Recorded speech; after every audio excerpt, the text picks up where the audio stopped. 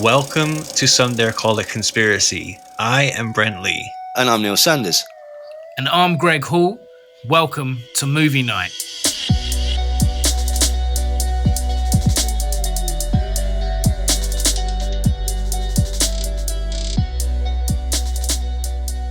Happy birthday. Thank you, man.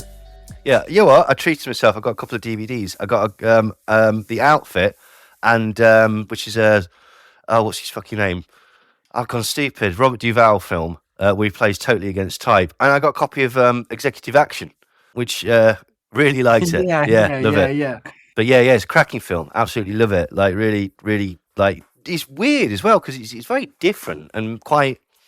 I hate using this phrase, but meta. Yeah. Yeah, do you know what I mean? Like it's and that it can't have come out. When did it come out? It's a 70s film, is it? But like, Is it like 76 or something like that? it's quite fresh, isn't it? Like, it almost reminded me of, like, you know, when they did that thing like the trial of Gary Glitter and stuff like that, where everyone went, it's a bit close, isn't it? Like the bloke's, I don't think he's even in prison at the minute or whatever. Like, but yeah, it just reminded me of that. But I really, really enjoyed it. I like the rich Southern gentleman, and and like. One of the things, Ben, is that they're concerned. One of the reasons that this cabal off Kennedy is that they're genuinely concerned with like a sort of proto version of the Great Replacement theory. They're saying like all these like in 10 years time or something like that, there'll be like whites will be 10% of the population, and they're going to flood. I think he uses the phrase, they're going to flood the country with foreigners and Jews. And it's like, whoa. Right. Fair enough then. But yeah, it's a cracking film. Absolutely brilliant. Sick. We will have to do that on a future episode. It's perfect. Yeah, absolutely. Right. Yeah, it's about the JFK assassination, and it's sort of a fictionalized version of the sort of cabal of rich men that made it come about, basically. But it was there was a lot of detail in it, like the bit where Oswald gets arrested, or he gets into a fight with somebody handing out pro-Castro leaflets and stuff like that. I was sat there and going, yeah, they know their stuff. Like, do you know what I mean? They're aware of things that happened. There was one point where I'm sure, and I may have misunderstood this, that did they intimate that there were two people playing Oswald as well? Like, I may have misunderstood that. There was a bit where they were talking to somebody. I was like, hang on, is this supposed to be him, or is this supposed to be like a... Yeah, I think it is, right, from what I can remember. Yeah, because the one, you're going to be here and you're going to go into this place and cause a big fuss and tell everybody that you're Lee Harvey Oswald and blah, blah, blah, blah. And yeah, it was good. Enjoyed it. Anyway, we should, let's not talk about that film yet. No, sorry. Talking about the wrong film, yeah. It's a good start to the episode. Cool. Well, what are we here for tonight? Oh, what's the film called? Leave the World Behind, which was directed by Sam Esmail. And it's based on a book, and I've totally forgotten who the bloke that wrote the book, or the person that wrote the book is, Ruman Alarm, and it came out in 2020. So this is actually quite a recent sort of story. The book came out in 2020, and the film came out very, very recently, and it set the conspiracy world on fire. It sure did. I saw it come up, and then Greg obviously sent us a message, didn't he? He was like, guys, we have to do this film. Yeah, totally. And so when I was watching it, I was watching it sort of with two minds. One, just to watch it as a film, and one, I was watching it imagining I was watching this 10 years ago, and seeing what all the symbolism and everything was saying. And there was a surprising amount, actually, to be fair. So and there's one that I think is the best, or the most. If I still was into that sort of stuff, I would think that this was the most sort of the best bit of evidence, and everybody's totally missed this. Like, one of the things that people... So what we're going to do, we'll go through the film, okay, and we'll talk about it. But then afterwards, we've got an article from Vigilant Citizen. So, and we didn't find this article until after we watched the film. So basically, let's see if we got the gripes that they got right, basically, because afterwards we'll see what they actually said about it. But there is one. So this film was produced by Higher Side Productions, and Higher Side Productions is the company that's owned by the Obamas, the tan suit wearing Antichrist. And so this obviously, set people's tongues a wagging, and they kind of had a look at the film, and that it's something about the world coming to an end. And so immediately everyone was like, well, this is significant, obviously. Like, it's not just a film. This must have some sort of involvement by the elites. It must be the elites trying to tell us certain messages. And there might well be some sort of hidden clue in there or whatever. Who knows? Like, do you know what I mean? It's like, we don't know. So we watched the thing. But here's the thing. Do you know what this is the one that everybody's missed. So, like, sorry, let's just get it out of the open. Do you know what the logo for Higher Side Productions, the Obama's production company, is? No, I'm going to guess it's some sort of flame or something, or one eye, or... Oh, close. No, it's better than that. It's so much better than that. Right? It's a truncated pyramid with 18 steps. Oh. Wow. Oh. A truncated pyramid, obviously representing the truncated pyramid. Oh Christ! I've got myself wrapped up in the microphone. The truncated pyramid representing obviously the unfinished pyramid of the Illuminati, and 18 being significant because it's a coded 666. 3 6s is 18, and so that's the thing. It's actually supposed to be some steps going up, but it is in the shape of a trapezium or truncated pyramid, and as far as I could tell, there are 18 steps on it. So, and everyone seems to have missed that. Well, they didn't do the research, did they? Well, this is it. Maybe that is actually significant or whatever. Like, and there's probably something that could be taken out of Higher Side Productions, which would mean that they're producing from a lower side, which is obviously hell. So, this is how these things work, Greg. Like, you've just got to sort of go hog wild and just try and see what comes out. When I saw it, I thought, is it because like Michelle Obama did that whole thing of like, when they go low, we go high? Oh, probably. There's probably a far more sensible, or it's just one of those things where it sort of sounds like a kind of relatively positive business, doesn't it? Like, like you need, when you're doing a production company, like you need to call it something like, I don't know, Progress, or I don't know, think of a good name, like Entertainment Industries or something like that. You don't want to call it, oh, this is a brilliant way of maximizing all our revenue. Like, something like that, or be honest about it. We're going to put some money in and fiddle with the thing, and basically we're going to take most of the money back. It's win-win. It's brilliant. Like, and that's what producers really do. They sort of, Greg, don't you? They're the money people, aren't they? Really, but what can often happen is sometimes the producer will have more influence over the film than is right. To the point where you'll start to sort of like mess with the director's vision or whatever, because basically they have a particular idea about it. Yeah, I guess with this project, I think they're down as exec producers, right? The Obama. So Yeah. Naturally, exec producers will bring money to the table. So in some respects, they're probably like, getting nice tax breaks. Yeah, yeah. Again, another real conspiracy there is like rich people kind of through art and culture probably like getting massive tax breaks. Yeah, absolutely. Like if it makes money, brilliant. If it doesn't, we write it off as a tax loss, which means that we don't have to pay that as tax, essentially. So yeah. Now, I know I've read interviews with the director where he said he has kind of spoken with Obama, and Obama, I wouldn't say was hands-on, but was kind of giving feedback and was kind of involved. But I guess what amazed me was like how we said at the start, how we kind of came across this. Yeah. Was, I heard about it via, I think, Mike Rothschild. Yeah. Just like Twitter just exploded, and all these kind of grifters, everyone has theories on this film. And I think just the Obamas must know that no matter what they do, like, this is kind of great PR. Yeah, you know what I mean? Like, this is the best PR you could get. Well, here's the thing. Again, it was littered with references to various sort of conspiracies the entire film was. And so if I was watching this 10 years ago, I'd be like, they're taking the piss. They're taking the fucking piss. Like, they're literally rubbing it in our faces. Not entirely sure what, but there's something there. And, like, but this is, I mean, I read that actually Obama was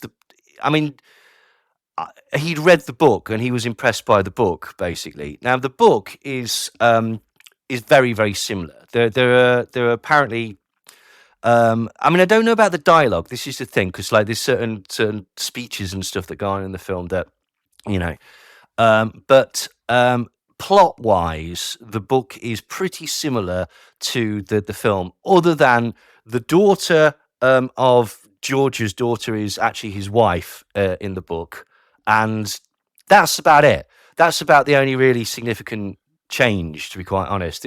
I'm not sure that there's Teslas in the book. Again, I don't really know, to be quite honest, because I haven't read it. I just sort of read the summary and looked at what the sort of significant differences were. So, but yeah. What did people think just before we sort of go over the film? Like, did you like it? What do you reckon?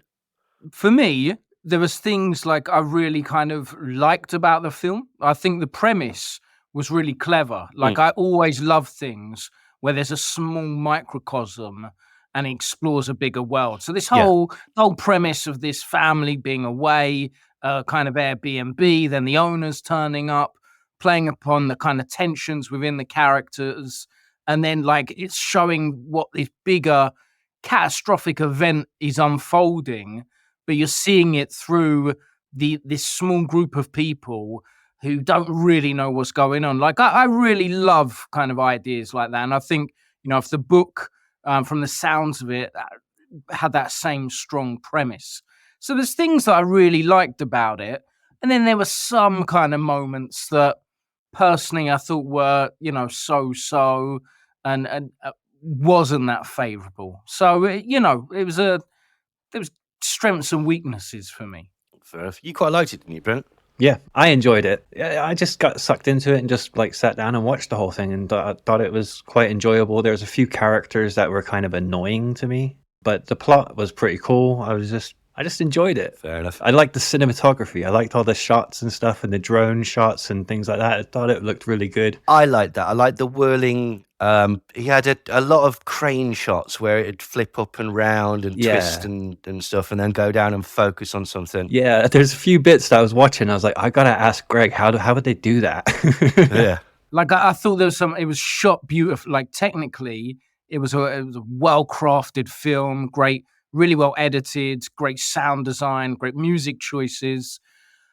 Personally, like, some of the times, some of the camera stuff, like, it felt a bit unmotivated and a bit showy-offy. Yeah, totally. That was the only thing, like it was great. Yeah, I don't know the full process of it. I mean, they would have stitched shots together, probably through CGI, but it felt like sometimes like, okay, well, you can move through windows.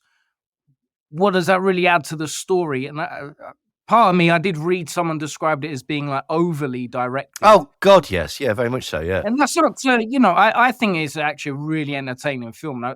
Loads I loved from it, and I do think it is very well directed and really does have a strong vision. And some of the shots of like the roundabout that look like the all-seeing eye, there were some beautiful compositions. Yeah, but for me, at times, I did feel that some of the technical camera work, I wonder how that would date in a few years, and it felt gimmicky. Well, to an extent, it reminded me of, what was that one that we watched with Jesus in it, saving the children? Sound of Freedom. Thank you. Yeah. Like, where that started with a really nice swooping, twisting camera shot, and that was like, well, that's the peak of this film. And I think that kind of happened with this one as well. Like, for me, like, again, I liked the technique, but I did think that's kind of bolted on, because they did it like 3 or 4 times, and as you say, it didn't actually do anything other than go, ooh, that's a pretty technical shot. Like, it reminded me, it almost, again, similar to Sound of Freedom, it was almost like music video bits that were kind of stitched together, basically. But like, and although the shot where later in the film where there's a plane crash and the bloke goes running through the door and all the water comes through the window. I thought that was a reference to Buster Keaton, surely, like, you know, where the house falls over him or whatever. I thought that was because just the way that it was framed and stuff like that, and I actually really liked that bit. I thought that bit was really good. Yeah, I was also going to say, like, I'm not a film buff. Like, you guys obviously know your films and that, but it gave me a real, like, 70s vibe. The way that it kind of built tension with, like, the music and the shots and everything. I could actually, like, feel, like, an uneasiness, you know? I don't want to come across as Mr. Miserable Contrarian or anything, right? Okay, but you don't have to try hard at that, buddy. Sure then. I didn't like the music and I didn't like the film. I have to say, like, I there were bits of it that I liked, like bits of it, but I didn't like the music. I thought the piano music after the deer was rubbish. I thought the Hitchcocky-esque music on when they're on the beach, I didn't think that worked. I don't know. It just jibed with me, and oh Christ, the dancing scene. There's no reason for that to exist. Like that, I wasn't a fan of that, if I'm brutally honest. So one of the things, like, because for me there was moments that I thought were really great, and I do think the concept was really clever, and like moments like the Teslas, like those cars, I thought was brilliant.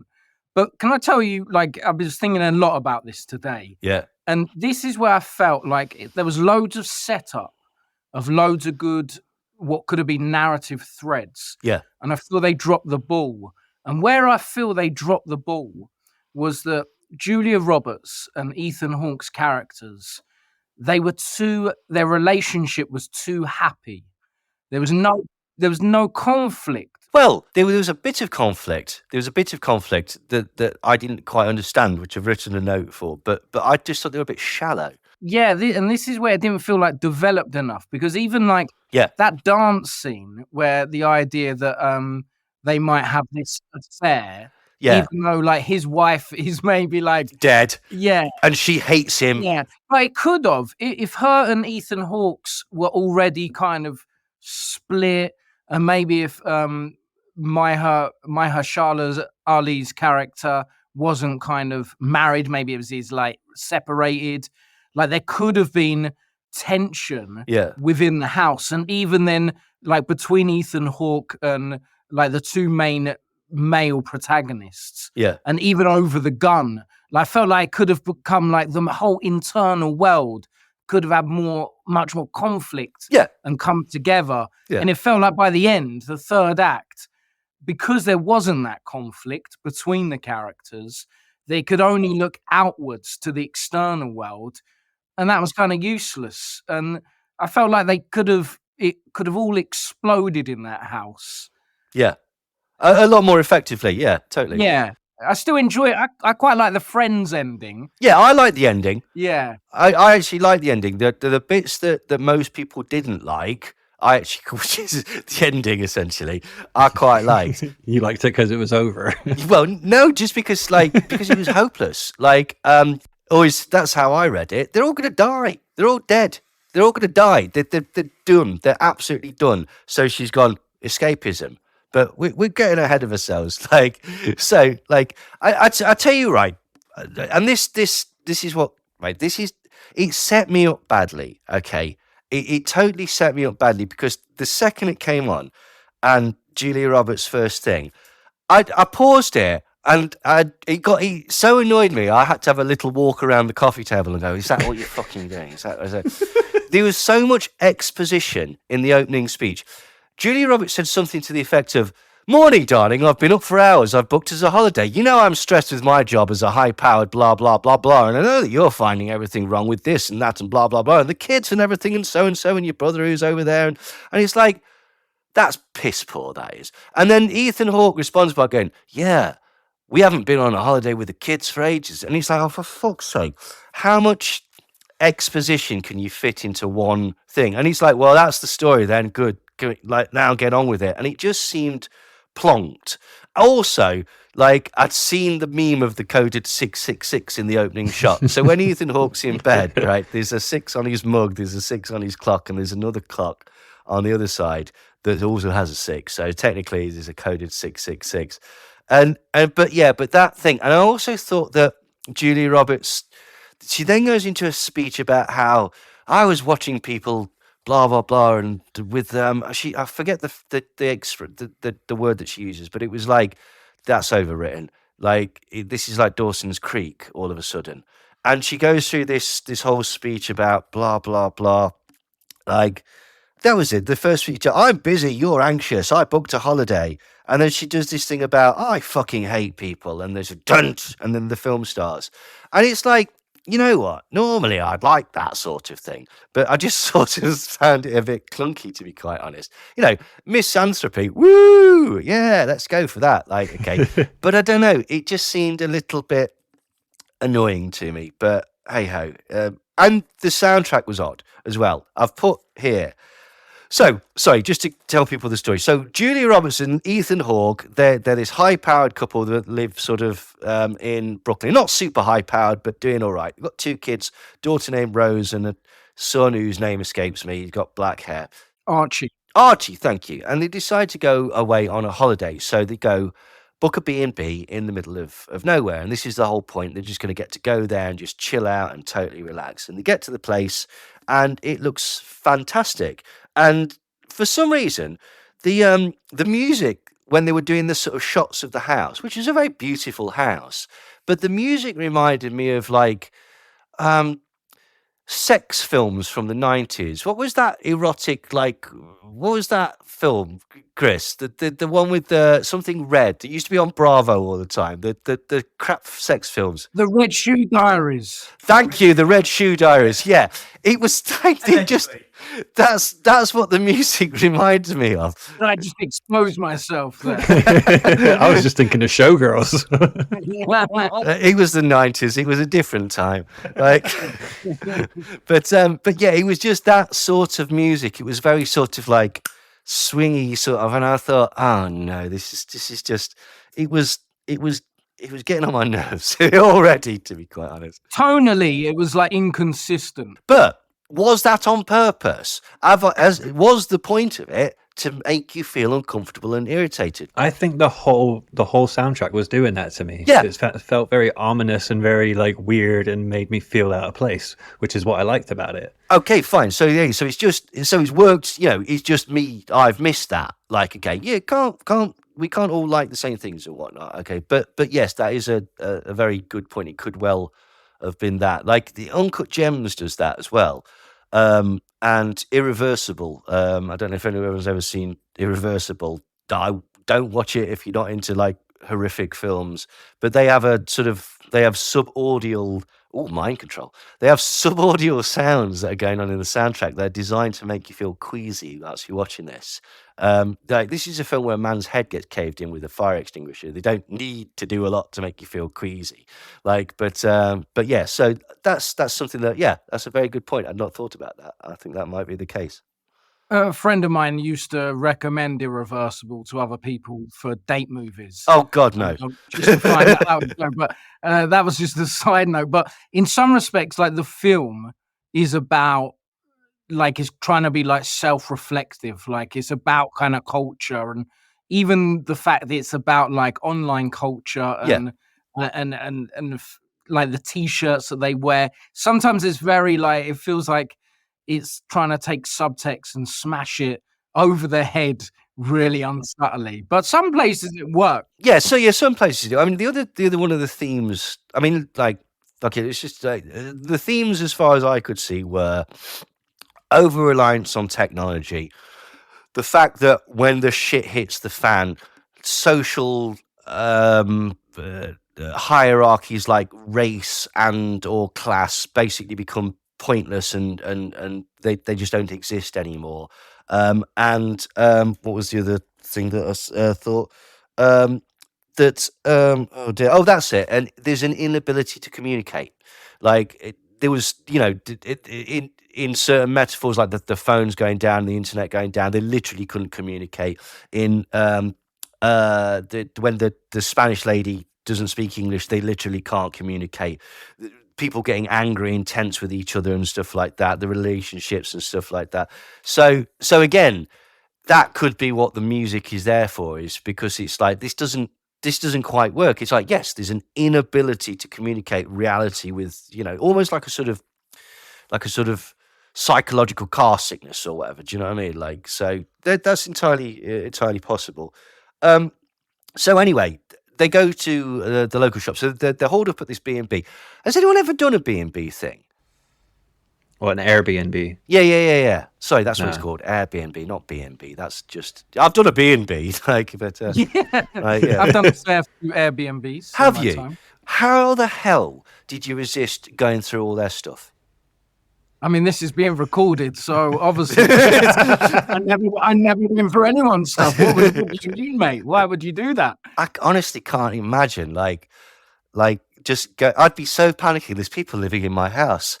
Oh God, I hope they don't go in that drawer. I'd just be paranoid that there are cameras everywhere, like watching me or something. Well, this is the thing. There's all sorts of these levels to this. Like, yeah, I don't understand why anybody would do that. But hey ho. Anyway. As a quick reference, the horror film Barbarian is brilliant. If you've ever rented an Airbnb, check that film out. The opening 5 minutes, all about an Airbnb. It's genius. It's on my list. Barbarian and Speak No Evil apparently is supposed to be quite good. Yeah, they are both. Speak No Evil's pretty good as well. Oh, cool, excellent. Right. Anyway, so they're at this B&B and everything's happy. They're all having a lovely time and stuff. And then they decide to go to Julia Roberts, who I thought was surprisingly sort of wooden in this. She decides to go to the shops to get some stuff. And it's already been established that her daughter is obsessed with Friends. And so let's just address the plot hole. Julia Roberts was in Friends, obviously. So, in this universe, her daughter's going to watch like series 2 and go, who's this woman that's going out with Chandler? Now, personally, I don't care about that. Like, a lot of people online have got very bent out of shape about this and gone, that's fucking bullshit. Like, it wouldn't work. It's like, it's a film. It's Julia Roberts. It's not real. Like, do you know what I mean? Like, if you're suspending your disbelief to understand that they're actors, this is a film, you can suspend your disbelief to pretend that Julia Roberts wasn't in one episode of Friends. Like, but fine, whatever. But anyway, so she goes and she goes down to the shop and she sees this prepper there.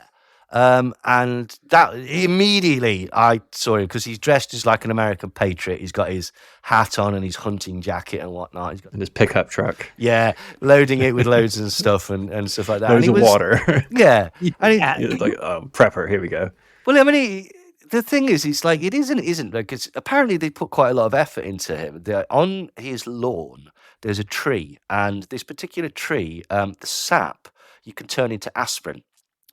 So whoever was behind sort of, setting this up, they'd actually put a degree of thought behind this. I recognised it was Kevin Bacon either at the first time I saw him. Like, I just some guy basically. So, but yeah, so he's loading all these bottled water and stuff into his thing. It's like, which I don't know. If he was a good prepper, he'd have already had all of that stuff. But maybe it's just, can't hurt to top up one more go. I do think the level of detail you've just mentioned there is one of the great things about this film, and why I think, interestingly enough, there has been an explosion in kind of reaction videos and interpretation. Yeah. Because they're like everything from the choice of artwork on the walls and how the artwork changes over the course of the film, to, like you say, the level of details with the prepper. I think that's one, like, that's great filmmaking. Yeah. Is really layered storytelling. Well, but this is what annoyed me, was because some of it was really good, and some of it was, but other bits just really sort of left me cold, basically. But hey ho. So anyway, they go to the beach, and even before they've set up their towels, there's like Hitchcock music. So you kind of know that something bad is going to happen. And anyway, so they're all there on the beach, just enjoying themselves and whatnot. And the daughter starts looking out to sea, and there's an oil tanker. Basically, this oil tanker just keeps coming, and it grounds itself on the beach, and everyone has to run away to escape this. And obviously, something has gone wrong with the navigation system. It's one of these big things. It's to indicate that something is not right. Earlier on, we'd seen that all the internet's gone down. At this point, the phones still work. But they've got power, but the internet has gone down. Later, the television systems all go to cock and stuff like that. But so they witness this sort of semi-disaster. This massive oil tanker grounds itself on a beach, so it's obviously gone miles off course. Something's not right. What was interesting is that the boat was named the White Lion, and apparently this was on purpose. The White Lion was a very prominent ship that was used in the slave trade. And so in 1619, apparently, and that is referenced whenever they're listening to a radio. Apparently, the radio station is always on 1619. So this is again, there are concepts of racial tension and the racial divide and class divide that basically come through the film, and this is one of the sort of the precursors. Now, again, the lad was wearing, you pointed this out, a lot of slogans and stuff on the t-shirts. He's wearing a Bikini Kill t-shirt. He's wearing an Obey t-shirt. That's pretty much because the guy who did the Obama Hope campaign, Shepard Fairey. Yes. Yeah. At one point, he's wearing a Rockstar Games t-shirt and stuff like that. And I don't know whether it's difficult to say, because this is the Fight Club. Fight Club is seen, or Wayne's World, for example. They have jokes in about anti-capitalism, right? Okay, fuck off. That whole thing's an advert. Do you know every single frame of Fight Club has got a Starbucks coffee cup in it somewhere? Yeah. Like as a hidden Easter egg. It advertises Hewlett-Packard, it advertises Apple, it advertises Volkswagen, BMW, Mercedes. It has its cake and eat it too. And so in the same regard for this film, I don't know whether it was making a statement about consumerism or whether it was just doing product placement. And however, my mind was made up when she just drove past and just all of a sudden went, "Oh, Starbucks." And then the next shot was a Starbucks coffee cup landing on the table, and then they never spoke of it again. And I was like, right, so that's just product placement then. I feel this film walks a very thin line, because weirdly enough, one of my favorite moments is the fact after the disaster of the boat and they're all in shock, she says, "There's a Starbucks." And then it cuts, like you say, to the close-up of a Starbucks.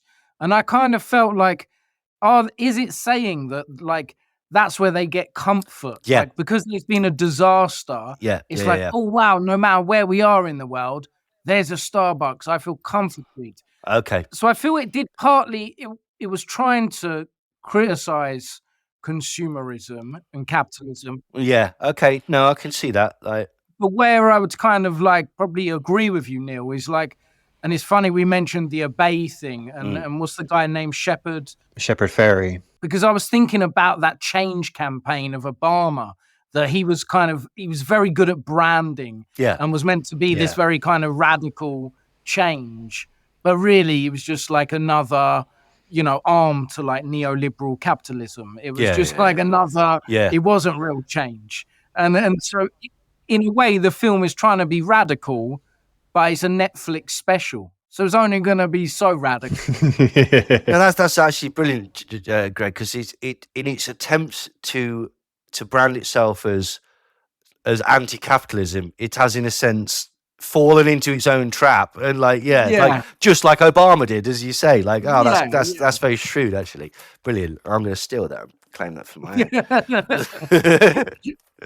But anyway, so they go back home, and then all of a sudden there's a deer in the back garden. And again, if I was watching this a few years ago, I'd be going, well, that's Satan, isn't it? Because deers are Satan, aren't they? Like stags sometimes. Lots of things can be Satan. But potentially that could be. It depends what you want to think about it. Apparently, according to the author, it was just we use deer because essentially they're normally quite placid and non-menacing, and so we wanted a strong image of something that was again jarring. that was because what seems to be happening is like deer seem to be collecting in their back garden or the back garden of this Airbnb. So, and then it goes straight to part 2.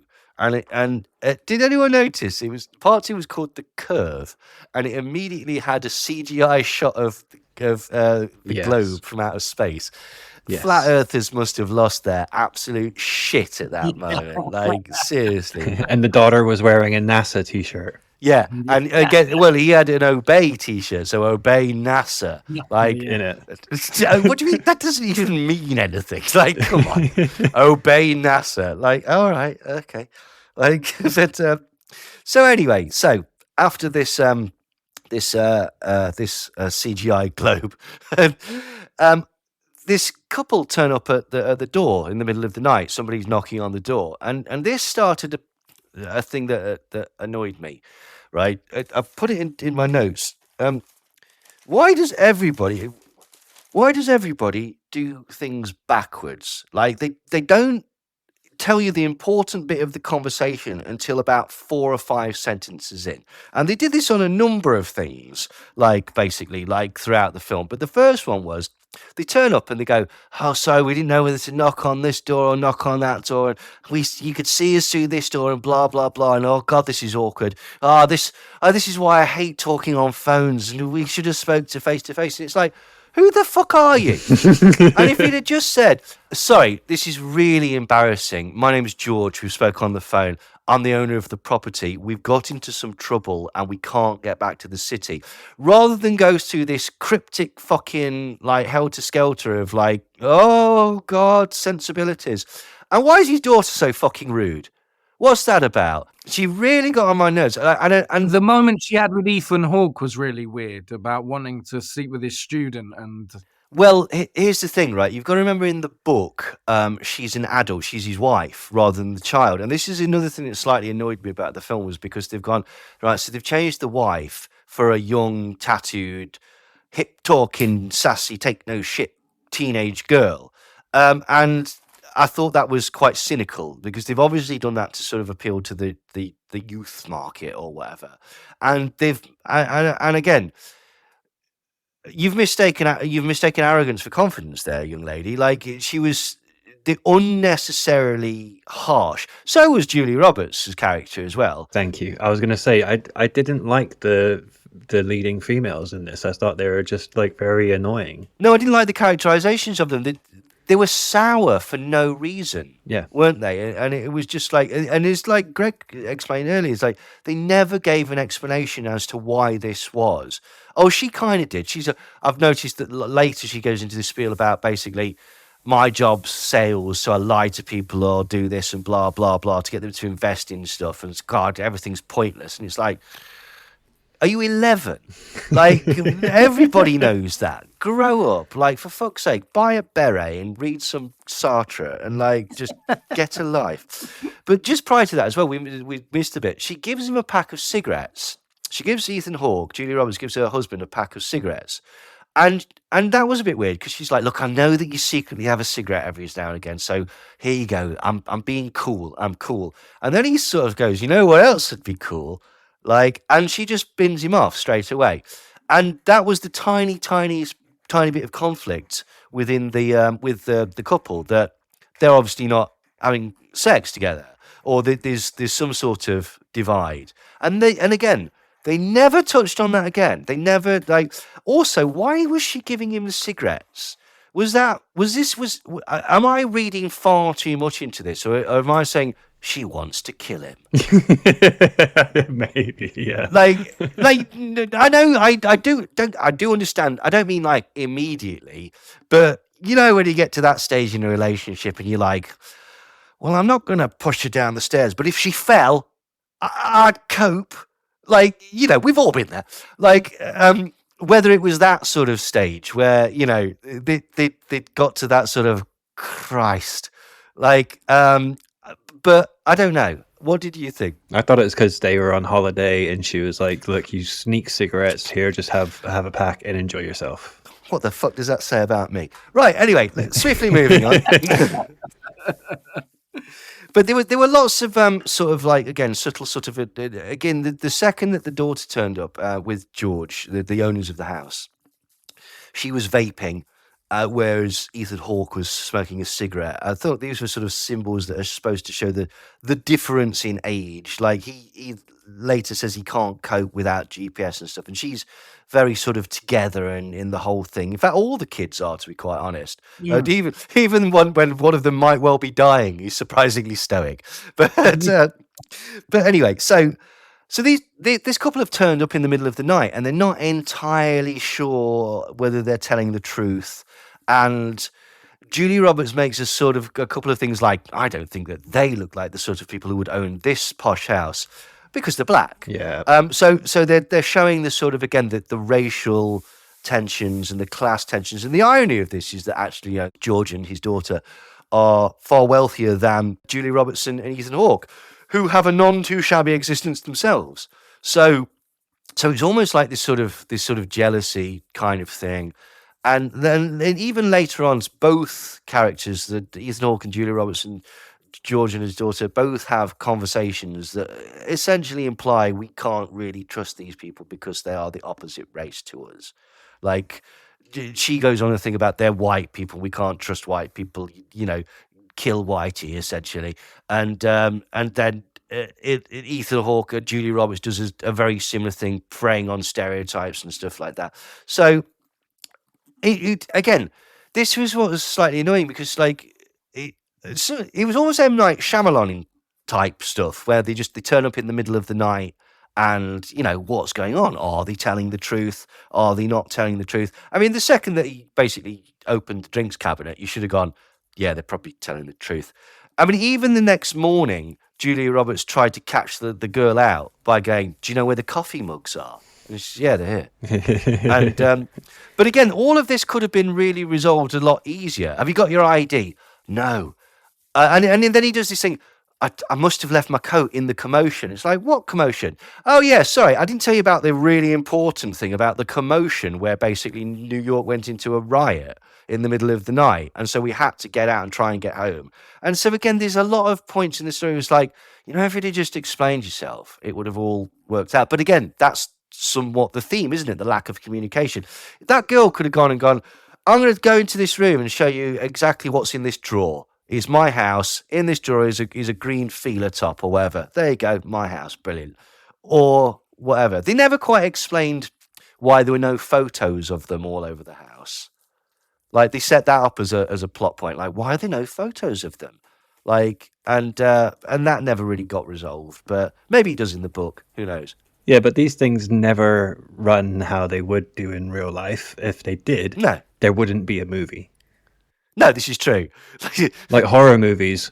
Why are you running upstairs? Because if I ran outdoors, the movie would be over. Yes, this is a fair point. Interesting, though, when the daughter, got the vape, did you notice that there was all photos around her on the wall? There was a lot of, there was a lot of slavery stuff, wasn't it?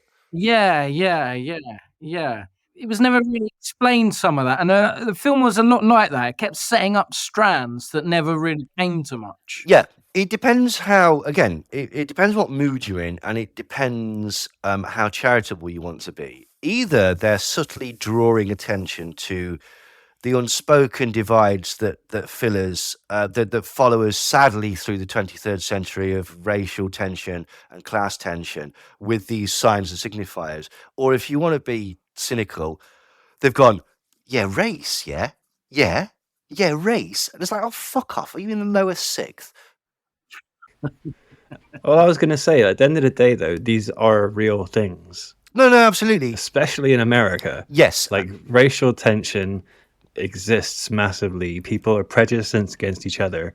Like, I thought it was quite interesting, obviously, with Mahershala Ali and the daughter, Ruth. Like, he very much reminds me of Obama. Yes, in his mannerisms and stuff. Yeah. Definitely. His mannerisms and the way he portrayed himself was very like that. And obviously, I would say, well, they definitely have faced that kind of stuff, like, often. Like I've said before, like, half of my family's black. My stepdad's black. My 4 stepsisters are all black. And everyone's had, like, we've all experienced like this racism, especially between our family. Like I could go into a shop and not get followed around, but then my dad would come in behind me and they'd be following him around. And I was dressed like a punk, you know, and he was dressed in like a US military uniform. So it's just like, this stuff does exist. So I thought it was quite a normal portrayal, to be fair. It's not that. No, my criticism isn't that, oh God, blah blah blah. It's that I felt it was a little bit heavy-handed, and almost came across as sort of it just is like I wasn't entirely sure what the message that they were trying to say was. Like they got, like you were saying earlier, they started with some interesting sort of, okay, let's examine this, and it really boiled down to sort of racism is bad. It's like, we know racism is bad. Like, do you know what I mean? I don't know whether what they were trying to say was that there is inherent sort of institutionalized racism in particularly, you know, white waspy families and stuff like that, which is obviously true. But again, we know this. It wasn't. I don't know. It just seemed like a missed opportunity to me. Is more what I'm trying to say. I don't think it was trying to say anything. I think it was just trying to portray reality. Fair enough. It's just a reflection of like what life is actually like, as opposed to trying to give a message or actually say anything about it. Fair enough. Yeah, that's maybe like it just seemed like it was thematic to the plot. It's one of the things, you know, that you know with that separates us. Again, race or prejudice or stereotypes and stuff like that is the one thing that prevents communication and stuff like that. But I just thought it could have been handled, like a lot of the dialogue I thought could have been a bit subtler. I do think like I say, the whole premise for me, the concept was so strong. Like it was great that just through this two families, this one house, it all kind of represented America and race and class. Yes. Conceptually, it was so strong. And that's why a lot of the kind of subtle kind of production design and elements like that, the choice of artwork, for me, I thought it was lovely. It was like commenting on the fabric of America. But obviously, you know, conspiracy theory people have taken that to be like, well, this then means it's about destroying America. And actually, I just think it's a clever comment on American society. Yeah. Hello, initiates of the Some Dare Call It Conspiracy podcast. Dom Jolly here. How are you? Sorry to butt in, but I just wanted to let you know that I've written, well, a book that I'm very, very proud of called The Conspiracy Tourist, in which I travel around the world taking a look at the weird world of conspiracies, and I think you might like it. Not only that, but I'm touring the book and doing live shows all around England from the 28th of Feb to the end of March, and it would be smashing to see you there. I think you'd like it. If you are interested, go to my website, www.domjolly.tv. And now, on with the podcast. Thanks. So, anyway, overnight, the phones kind of start working again a little bit, and Julia Roberts gets a series of sort of news alerts because the television's all knackered, the internet's all knackered, the phone systems is down, and it implies that there's been some sort of hackers that have attacked America, and it's all going very, very wrong. So George decides to go down to his neighbour's house and sort of see what's going on, and he breaks in and he finds a satellite phone, which was one of those things where it's like, I get that you've got to make the point that basically like even satellite phones don't work, but it's like, how did you know your neighbour's got a satellite phone? Yeah. Like, and furthermore, why is your power still on? That got on my nerves throughout the whole thing. Like, sorry, planes are falling out of the sky, but your power still works. Like, it wouldn't, would it? Like, it's just, it wouldn't. But anyway, never mind. So anyway, and he goes onto the beach and he sees that there's the remnants of a plane crash. And he narrowly escapes another plane that's obviously on the same flight path. It crashes at the same point, and I thought that was a cracking scene. Actually, the plane crash. It was really, really good. Right. Now, Meanwhile, Archie, no, sorry, not Archie, Ethan Hawke's Clay, that's him. He's driven to try and find the shops, just find out what's going off, get a local paper or whatever, have a chat with some people. But he gets lost because he's got no GPS, and he sees a sort of elderly Spanish lady, and she's obviously panicking, and she's trying to talk to him, but he can't understand what she's saying. And then all of a sudden, a biplane or a drone or something appears from behind them, and it seems to be dropping like a red gas behind him. So he panics and he just leaves the woman. He just abandons her. And again, you got this sort of themes of lack of communication and whatnot. And he just sods off, and he just totally abandons this woman. And that's obviously quite a despicable thing to do. And it turns out that this gas isn't actually gas; it's a load of leaflets that have got Arabic writing on them, basically. So they go back home. Meanwhile, Rose, who's the daughter who's obsessed with Friends, and Archie, who's the lad, they've found this sort of cabin out in the woods, and they've gone out and sort of looked, just basically gone out to see it. In the meantime, so the daughters had the George's daughters had a slightly bitchy conversation with Julia Roberts, and she says, "Oh, your daughter's obsessed with Friends," and she sort of poo-poos it and says, "Well, I kind of watched it, but it seems nostalgic for a time that never existed." And initially that kind of irritated me because it was like, no, it definitely existed. I was there.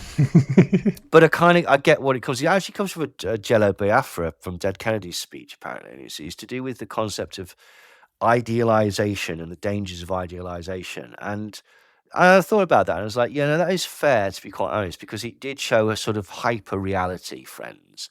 And it made everybody aspirational for a certain type of lifestyle. Do you know one of the strange things that Friends, one of the casualties of Friends, the English greasy spoon? Because all of a sudden, cups of tea and like bacon butties and stuff like that weren't sexy, weren't attractive. So they were all closed down in place of coffee shops that were basically aping Central Perk. And, the big coffee cups and stuff like that. And then that's when Starbucks sort of took hold in the UK and stuff like that. Apparently, this is one of the things that Friends destroyed. Also, there was a time when Ethan Hawke started wearing a bowling shirt, and again, I thought, is he supposed to be looking a bit like Chandler in this? Like, as a sort of another reference to Friends, like, but potentially, I don't know.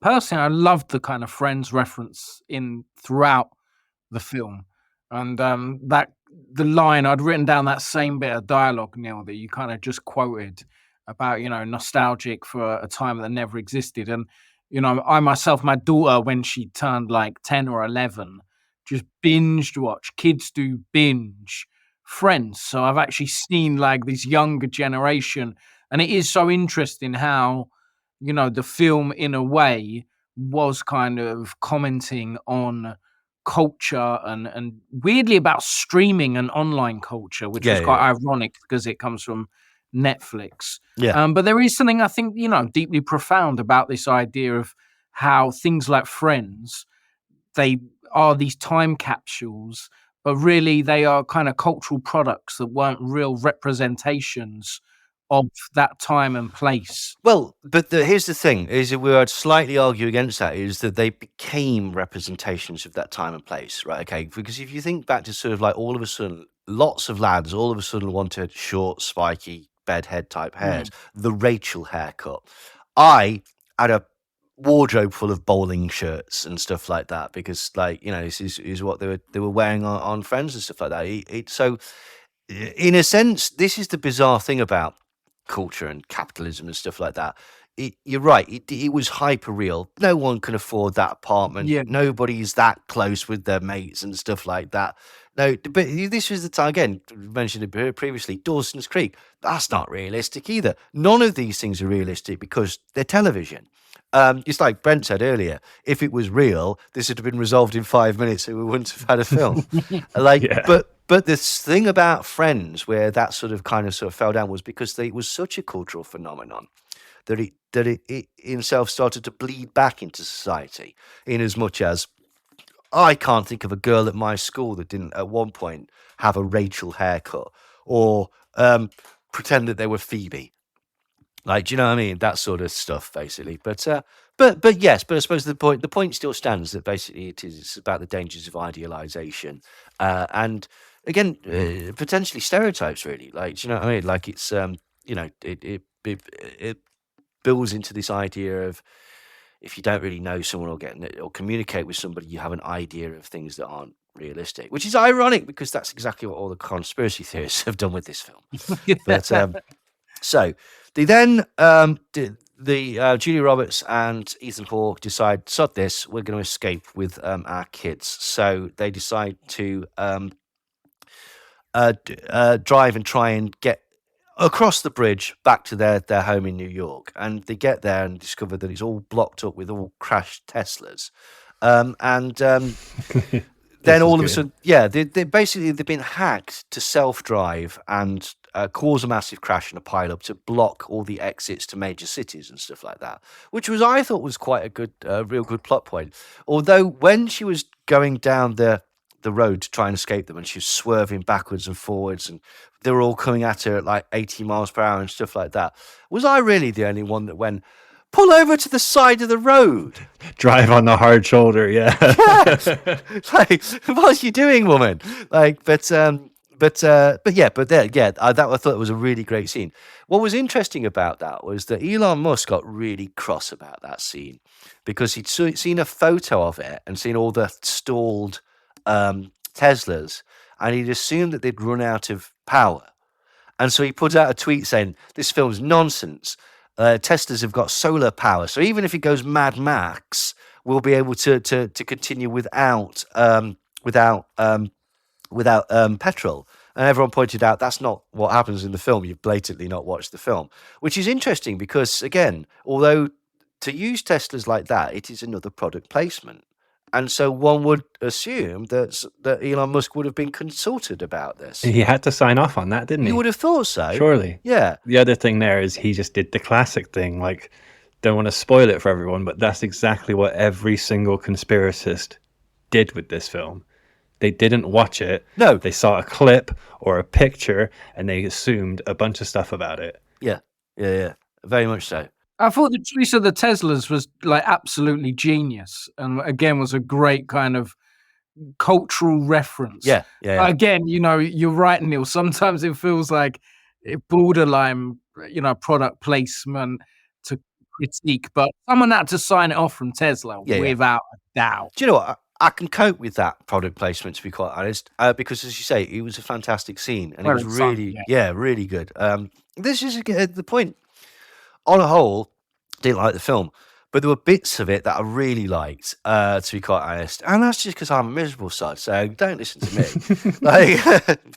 But anyway, so what do they do? So they go back. Oh, that was it. The kids, he gets bitten by a tick. Archie gets bitten by a tick. And I was like, I don't quite get what the point of that is. It's obviously to do with the deer, and stuff like that.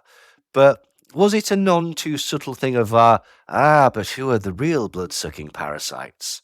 It's humans, isn't it? It's people. Was it that, or was it just a plot point? I don't know. I thought it was a bit of misdirection for later when he gets sick. Yeah. Because me and like Zoe thought straight away, is it Lyme disease? Yeah. When he starts becoming ill because of the tick. Do you know, I actually had I didn't have Lyme disease, but I had the bullseye thing for ages and didn't realise what it was. So obviously I've been bitten by a tick and got the actual sort of, the bad shit that you think.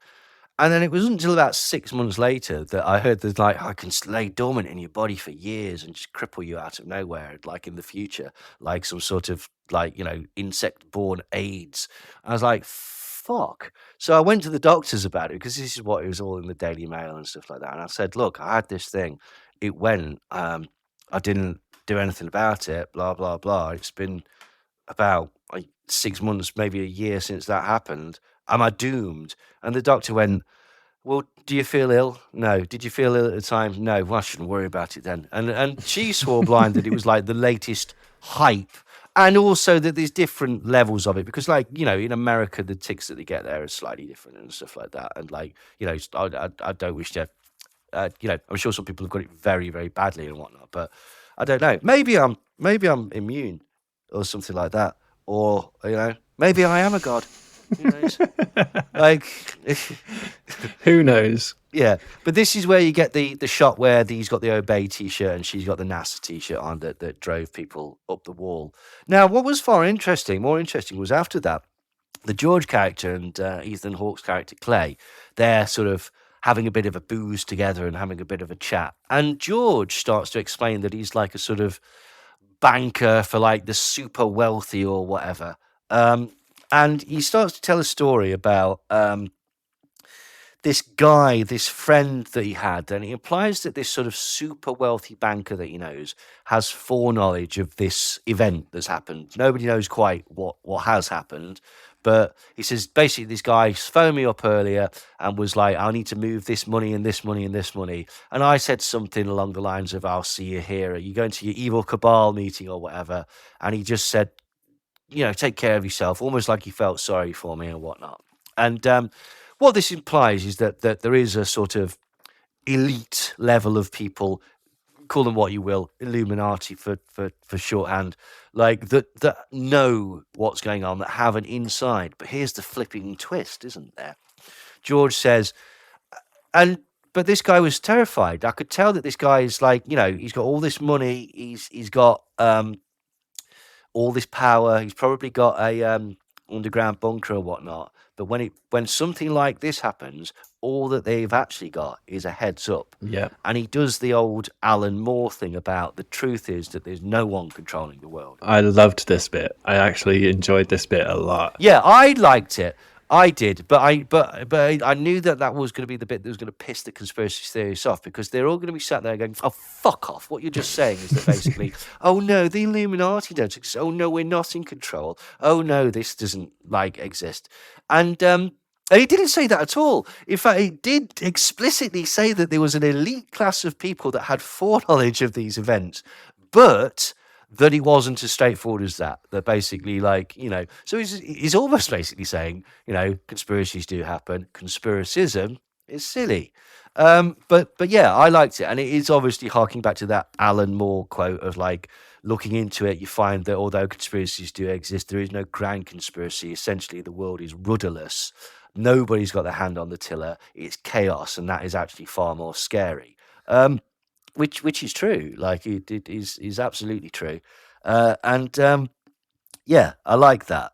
All the while this is going on, basically, George's wife is supposed to be on a plane coming home, and they just can't get in touch with her. So it's heavily implied that she's dead, or that the likelihood is that she's dead, because we've already seen 2 plane crashes, and everything's gone to shit, except for the power at their house, which is miraculously still on, which allows them to play this fucking that song. The dancing scene. I was not a fan of the dancing scene. Now again, maybe I'm a sort of cold, heartless bastard. Just leading up to the dancing scene, I think there was a number of misfired scenes here. Yeah. We're skipping over the weird masturbating scene. Oh yeah, I forgot about that. That was just odd. No, hold on. I think though that ties in with everyone's reliant on certain technologies or what they do with it. So the sister streams Friends. Yeah. And obviously he, as a young man, is into Pornhub and stuff like that. So he couldn't get onto the internet, so that's what he used. I feel like it's a similar thing. So it kind of did make sense. It was just a bit awkward having to kind of watch that. Well, and I don't quite understand, because he sort of thought better of it, didn't he? Well, what his facial expressions were going was, "Oh, this is wrong. I shouldn't be doing this." He'd taken photos of the George's daughter, Ruth, in a bikini, and she actually caught him doing it, to be quite honest, as well, which is revealed later. But yeah, that was a strange scene, and I don't quite know. Again, it was one of these things, like their conversation about sex earlier, that just it sparked an intrigue that never seemed to go anywhere. And again, I thought that happened a few times. Maybe that's examined more in the book or something. And, it just, to do with sort of editing it down for time, it just, I don't know. I mean, I did read somewhere, I don't know if this is true, but someone was saying this was intended to be a mini series. And that's actually why there's kind of like 5 chapters. Okay, that might make sense. They could have breathed a bit more, but who knows? There's so many different theories about this film online. You can't trust anyone. Well, the only thing that I thought about it was that basically, thus far, everybody, all the characters have come across as, in one way or another, a bit unpleasant. The most, and maybe that was sort of the point, because, you got, the Julia Roberts character is horrible. The Ethan Hawke character is seemingly ineffectual, and then he's left that Spanish woman to her fate. We assume her doom. The George character, he's not entirely on the up and up. That's what is given. He's very, very guarded. Thank you. That's the word I'm looking for, particularly with his information of what he knows and stuff like that, and isn't sort of, again, could have solved a lot of problems by just explaining what was going off. The Rose daughter, the daughter is sort of very sort of disinterested in everybody else. The Ruth character is obviously very sort of cocky and rude. And there's a bit where just before he gets bitten by the tick, where he's trying to scare her, they're doing older brother stuff. And then she says something about, I'm never going to, she said, what was it she said? Nobody ever listens to anything that I say. And he says, oh, you're probably right. And then he just edits and it's cut. And I was like, again, I get the themes of communication and stuff like that, but I just didn't quite understand that, to be quite honest. And then Rose later tells this story about the West Wing, where basically, it's this story where God tells this bloke that there's a flood coming, and he gives him several opportunities, but then he doesn't heed these warnings and gets caught up in the flood, and he gets cross with God for saying, why didn't you give me any warnings? And he says, well, I did. I gave you several. You just didn't act on those. And so she says, well, I'm sick of waiting, implying that I'm done with this. I'm going off to do something practical or whatever. And the following morning, she disappears.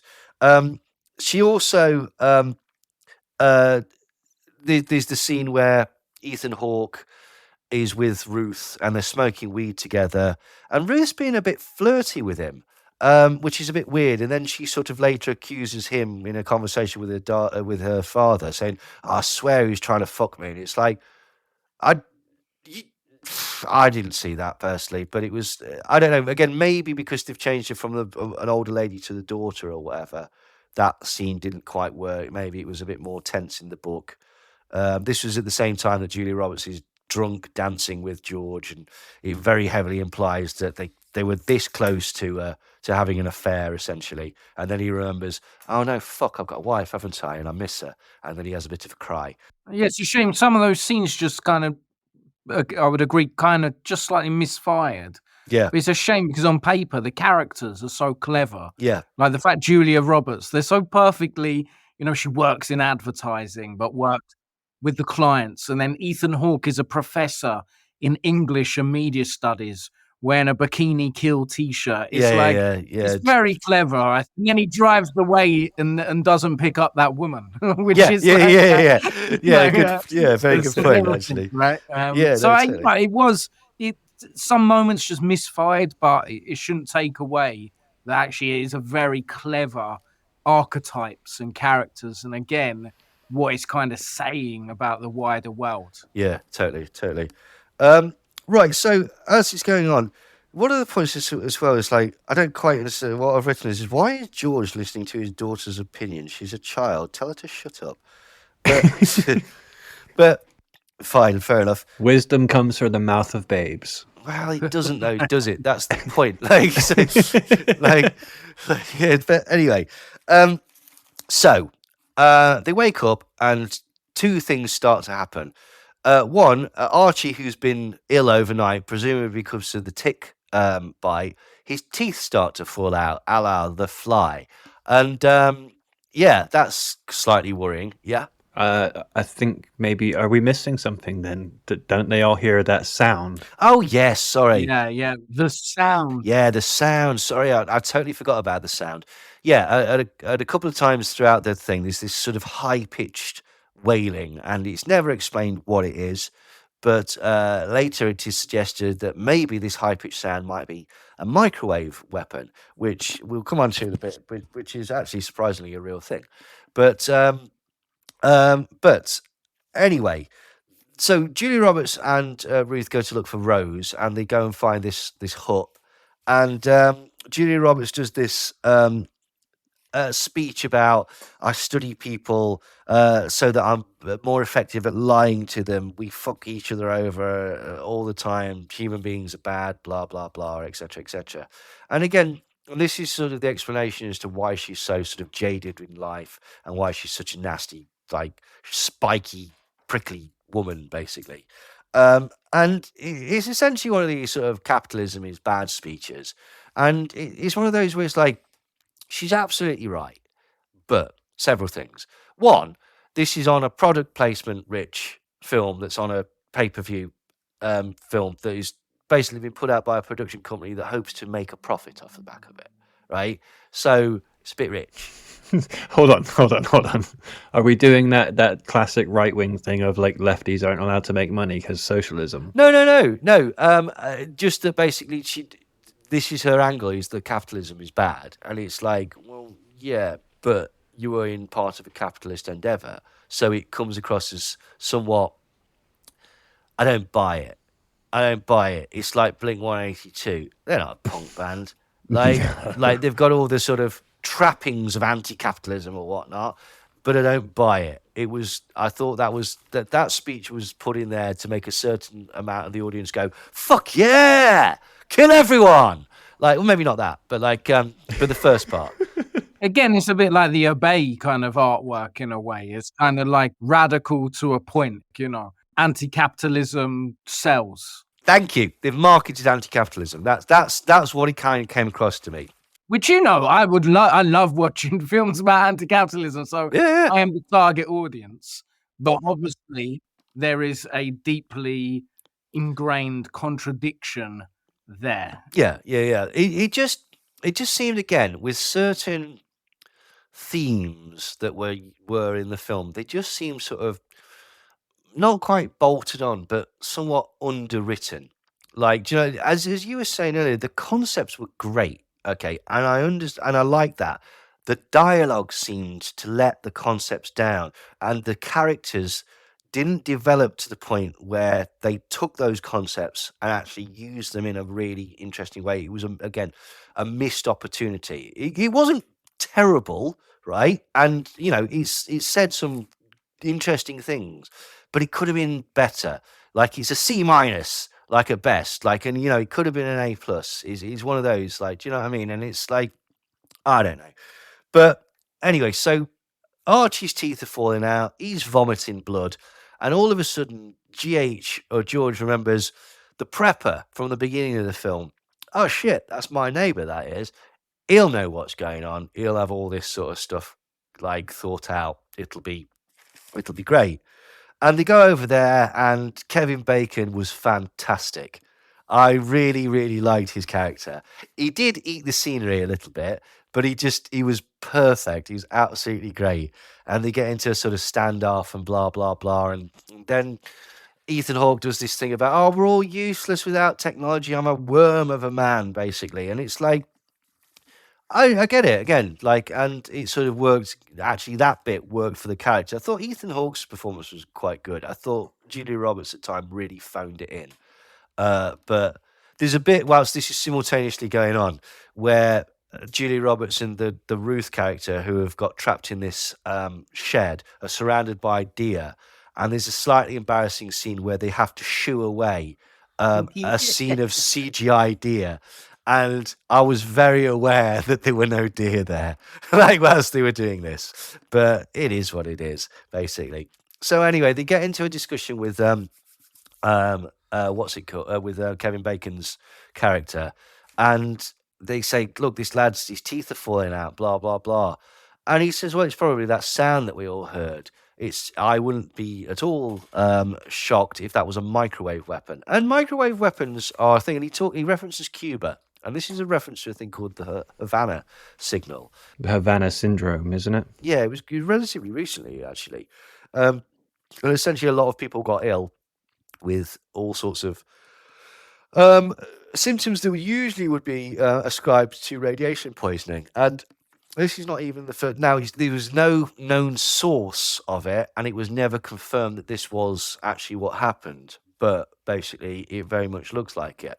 Now, in the 50s, the American embassy was it in Moscow? I believe it was being bombarded with radiation signals by the KGB. And what happened with this was that basically there was a huge rise in sort of cancers and endocrine disrupting type illnesses that happened in this one particular office. Now, horrifically, the ambassador, the American ambassador, Strossel, his name was, he had symptoms of his eyes started bleeding, and all of a sudden he became very, very ill with lymphoma and died very, very shortly afterwards. What was even more horrific about it was on record that the American government knew that this was happening.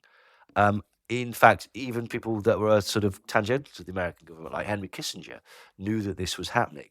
And they made a decision not to let the people in the embassy know about this and not to reveal that they'd found out about this, but actually to study the effects of this radiation weaponry on their own citizens. Wow. And it was rolled into a project which was called Project Pandora. And again, later on, there was all sorts of wacky things. This is called like psychotronic weaponry, and these weapons that can basically cause excitations in the brain that cause the blood-brain barrier to split, and essentially you'll have an internal hemorrhage that looks like a stroke or a heart attack, and they can kill you with this from miles and miles away. The freakiest psychotronic weaponry, and this is all absolutely 100% real.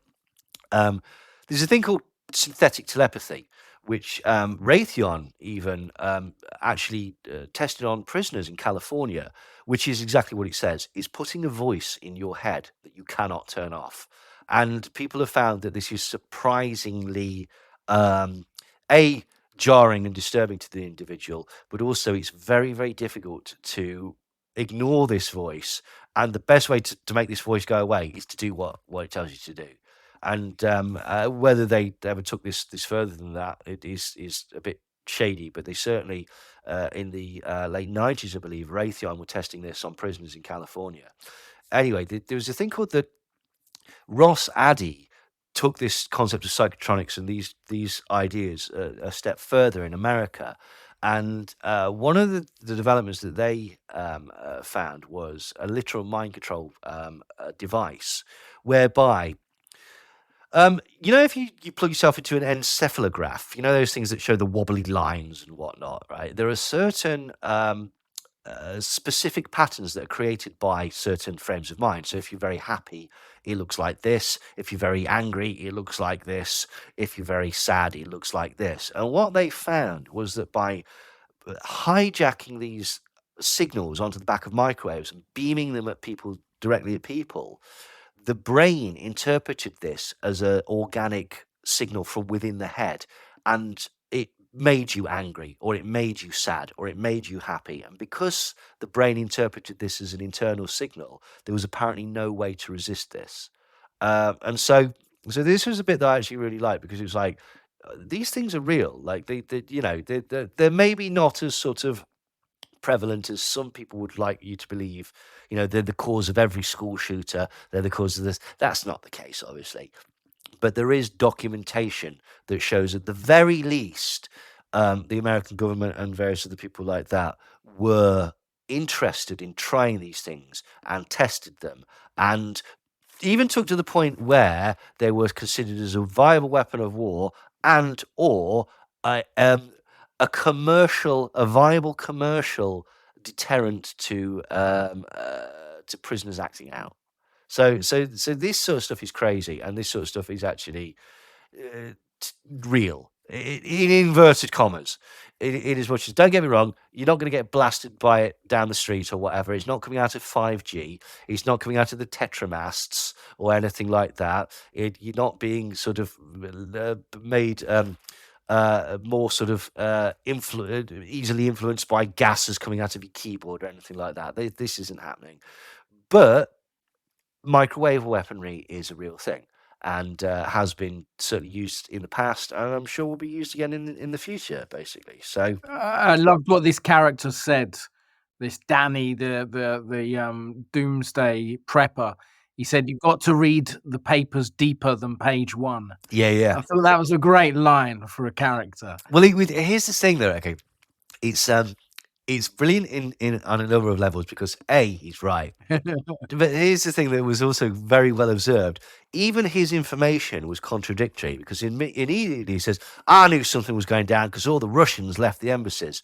My friend says that it's Koreans. And then Ethan Hawke shows him the leaflet that was obviously written in Arabic that says death to America.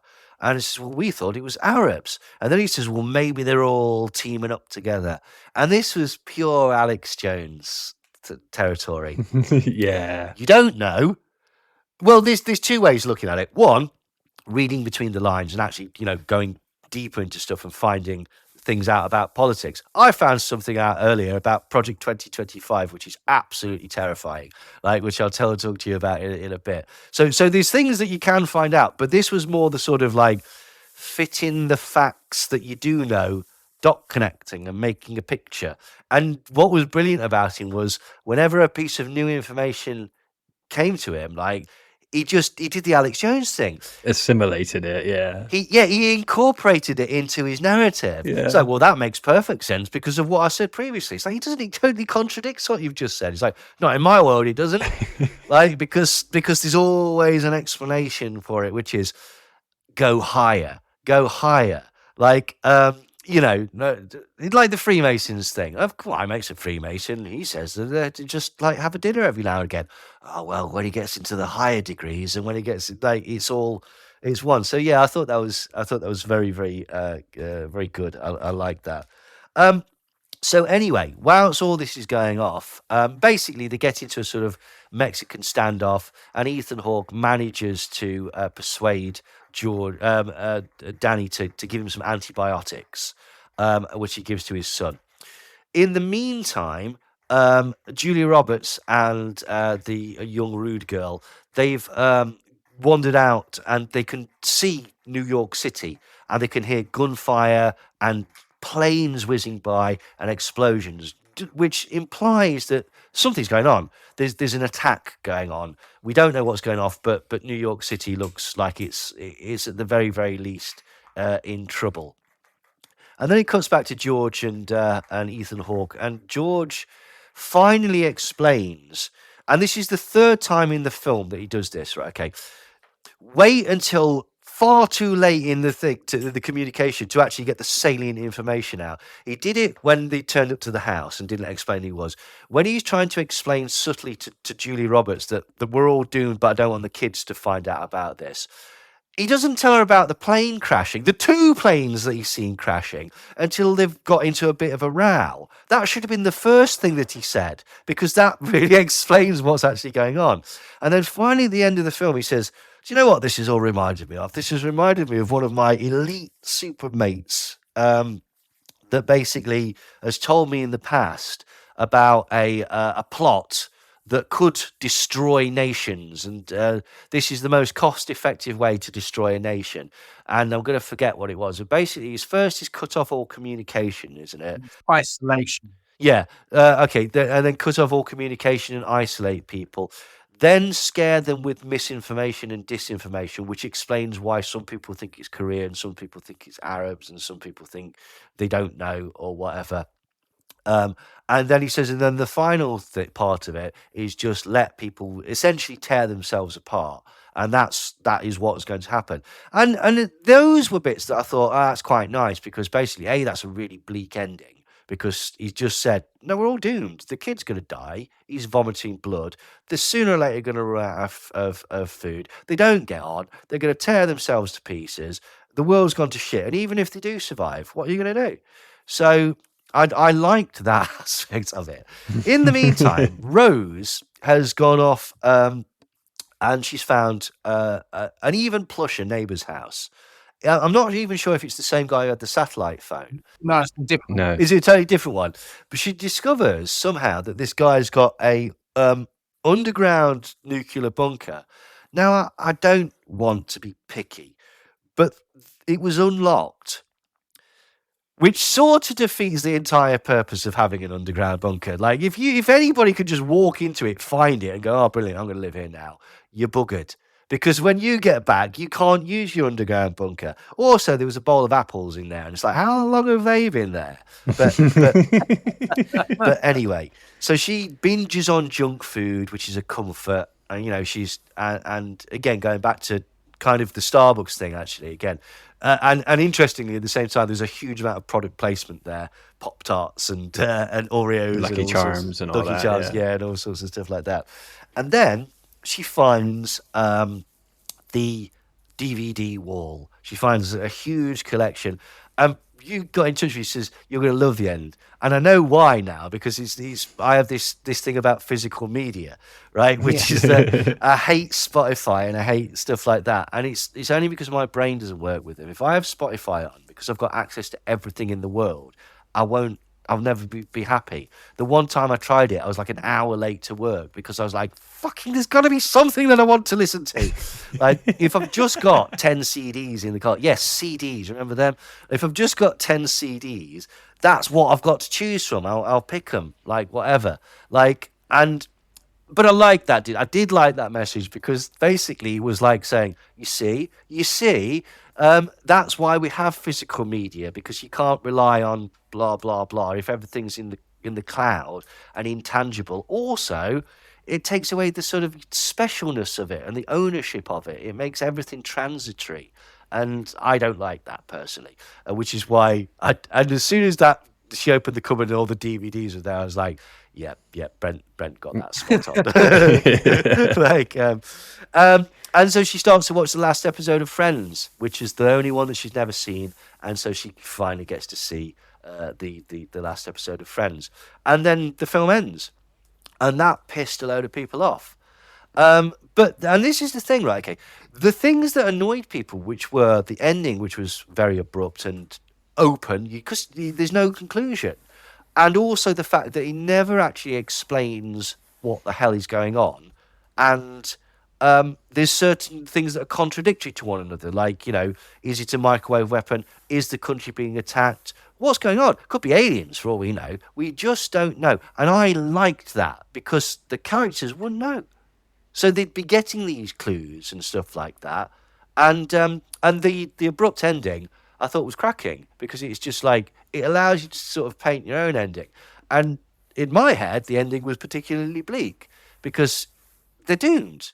They know they're doomed. Except for the little girl. She's in the bunker with a bunch of DVDs and a bunch of food, so she's sorted. Well, potentially. Now, in the book, she doesn't stay there. She gets a load of food and goes back to George's house. And that's how the book ends. So that's the one difference, or the two differences between the sort of narrative of the book and the narrative of the film. I thought it was a wicked end. I thought the whole Friends ending was like, with the physical media, was just really brilliant. And I kind of like the fact it didn't wrap up. I loved it. Yeah, loved that bit. Misfired in the film and could have been developed differently. But overall, I thought it was a brilliant, really punchy end. Yeah, no, I did. I liked it. I really, really liked the end.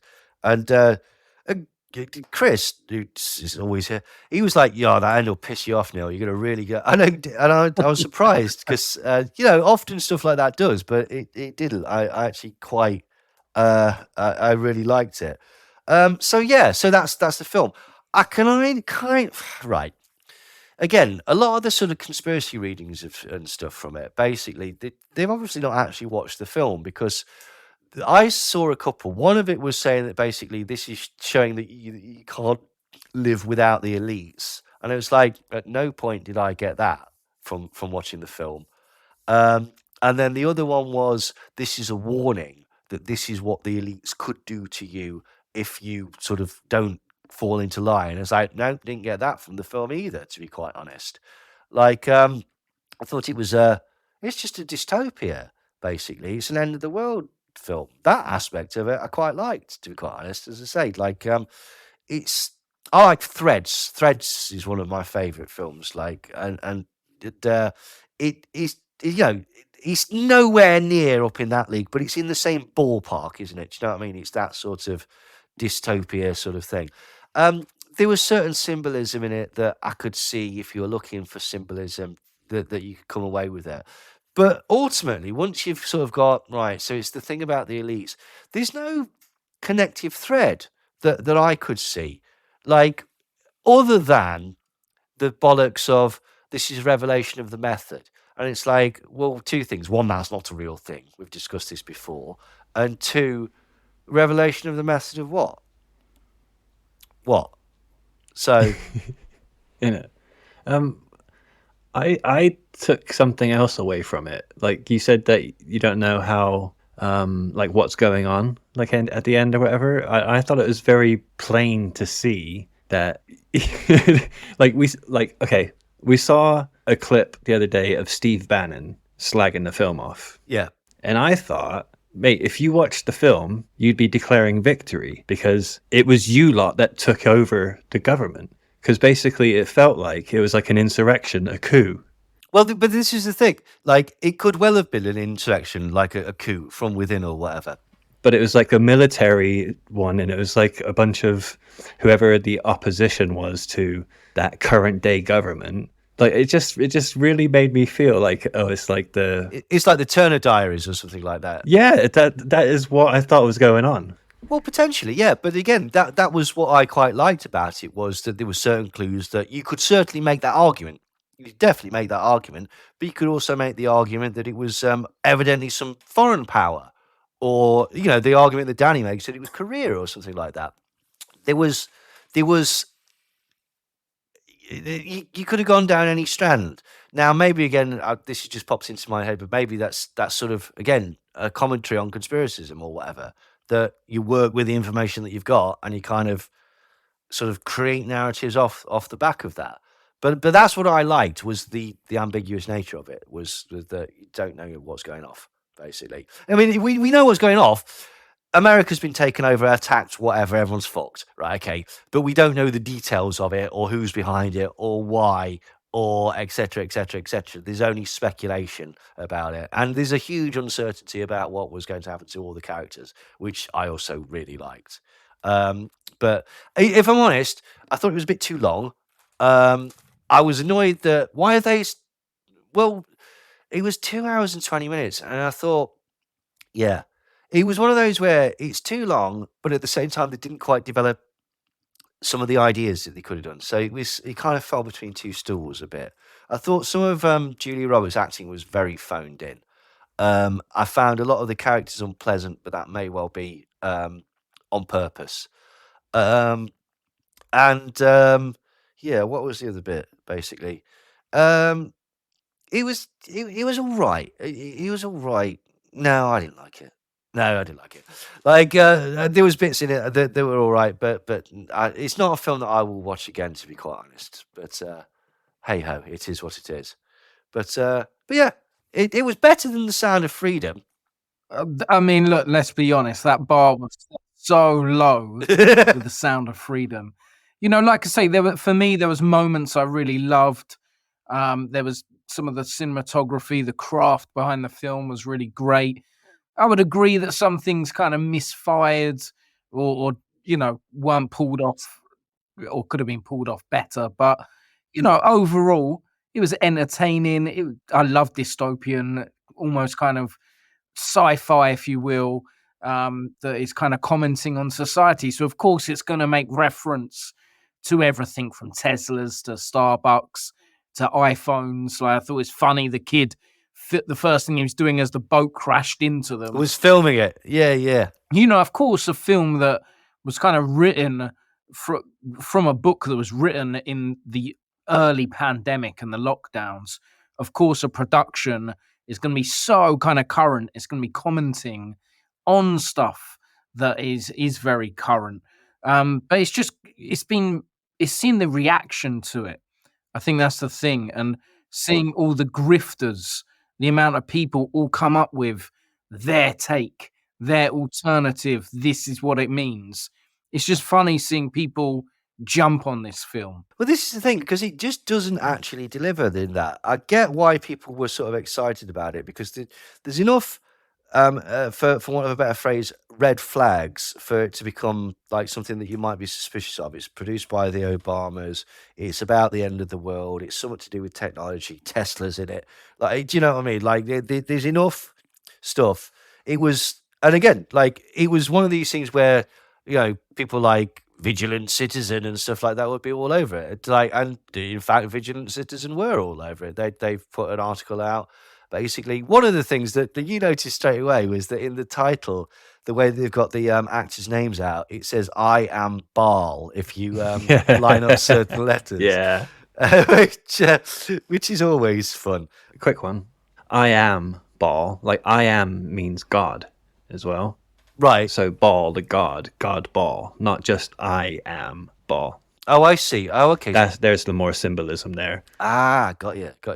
And again, it's one of those things where I don't know. You just don't know with these things, do you? Like it have what? But I don't mean right. Okay, what? Don't get me wrong. I don't mean like, is this a coded clue that they're actually worshipping Baal, the Canaanite deity? No. What I mean is, did someone in the marketing department go, oh, we've got to do that. That's going to piss people. Yeah. Like, that is going to really get on people's nerves.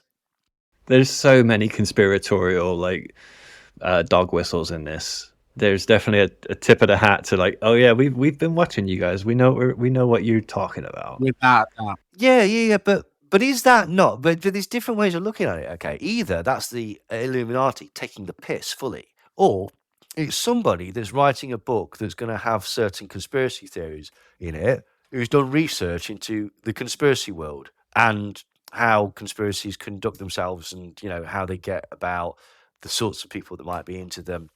I mean, essentially, it kind of touches on the sort of secretive cabal of very elites that have foreknowledge of stuff in it, doesn't it? So you can kind of see that, but again, it's fiction. This is something I was listening to.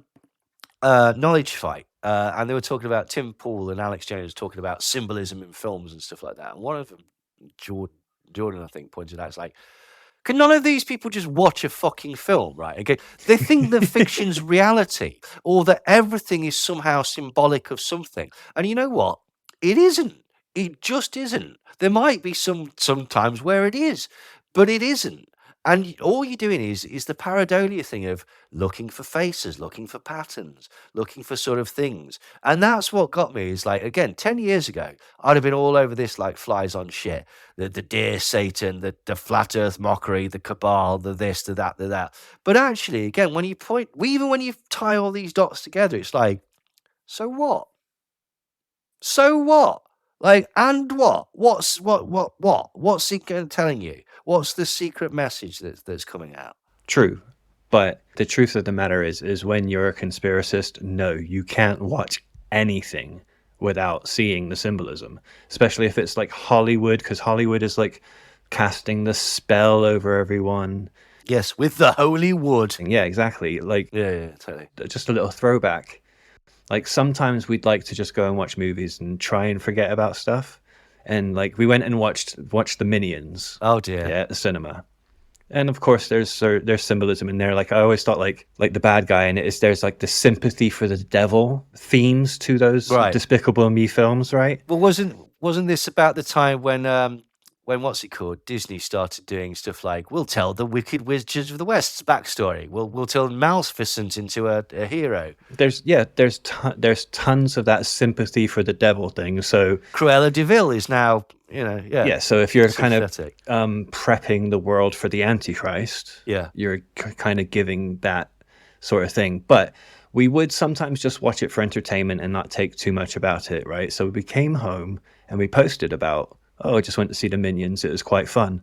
The amount of shit that we got from our truther friends. Because you've not spotted it, yeah. Yeah. And it's like, of course we saw it, but we just wanted to enjoy a film. Or when David Bowie died. Yeah. Like we used to do like a little RIP to David Bowie, and they're like, he's so satanic and all this, and like we noticed that then. It's like, can't we just enjoy some things sometimes? And it's really hard to. When you're a conspiracist, it is so hard to be able to just enjoy normal shit. You're constantly oppressing yourself with these beliefs, and like that's the one thing I'm so glad I'm free from today, is I can just sit and watch something and not have it like dominate my thoughts. That's true. It's so interesting coming as a filmmaker as well, because whenever these conspiracies around films kind of doing this kind of programming, this idea that they're kind of baking in these ideas into society, it's like, as a filmmaker, that there is like an element of truth in like studying films. Like everything, there is meaning and symbolism within there. The choice of color, contrast, light, the artwork that's hanging, the fashion that characters are wearing. There are nods to other films. Some of it, the references aren't particularly deep. Some of it may be exploring a deeper subtext. But it's interesting that there is grains of truth there. But you're right, Brent, when it just tips the scales a little bit, when people kind of can't then really appreciate the storytelling, that in fact it's much more insidious. I think that's what conspiracism does, is add a much more insidious element to that analysis. Well, if you look hard enough, you can notice patterns in anything, can't you? Because basically, this is the thing. You just keep analyzing it from different levels and stuff like that until you find the symbolism, which is, we did it for The Shining, like, prove that it's about the assassination of John Lennon. Like, you can, like. Yes, I love that. Yeah. But that's the sort of thing, and that's the danger, isn't it? Where basically, like, everything becomes becomes right for sort of thing, which is a thing what basically a lot of people have done. Incidentally, since we're talking about Disney, just as a very strange side note, has anyone ever considered that like the plot for 101 Dalmatians and Silence of the Lambs are essentially the same one, but from a slightly different angle? please do elaborate. Well, they're killing people to make coats, aren't they? She's killing dogs to make coats. He's killing ladies to make coats, or to make a suit. Like, it's the same thing. It's just like, it's just interesting to think of it like that. Like they say, there's only 7 plots. Well, this is it. So and one of them is Silence of the Lambs, apparently. So, yeah. But anyway, so Vigilant Citizen got very, very annoyed with it, and basically. They basically see that the whole thing it's about societal collapse, and it's produced by leaders of the free world, Barack and Michelle Obama. So what are the problems that they have with this film? Well, one is that it's directly sponsored by the elites. But like, I mean, let's be honest, most Hollywood and or big budget films are, because who but the elites has that money? Yeah. That's the thing. But basically, it's because of the connection to Obama. Although he does miss the symbolism of higher side productions with the truncated pyramid. You're not letting that one go. You need your own video out, Neil. I'm gonna on TikTok, actually. We'll make a footage. Yeah. There's a niche there that's not been grifted. Yeah, absolutely. Like, yeah, totally. So he basically goes, it's all about sort of, these films are to demoralize people and get people prepped for the downfall of society / America. And basically, like, he seems to miss the point that, like, this is a book that the Obamas read, went, oh, this will make a good film, like, and took it with a production company to a director. Like, he basically, like, the Obamas are tools of the elite. The dismantling of the United States from within and the demoralization of humanity as a whole is the main goal of the globalists they represent. And so they put their insane vision on screen. It's like, I love that. That's brilliant. And apparently they were really annoyed with the director Sam Esmail because he did a series called Homecoming, which has got one eye symbolism in some of the thing. What did Sam Esmail do as well? I actually had bothered to check. What was it that he did? Oh, he did Mr. Robot, which I haven't seen.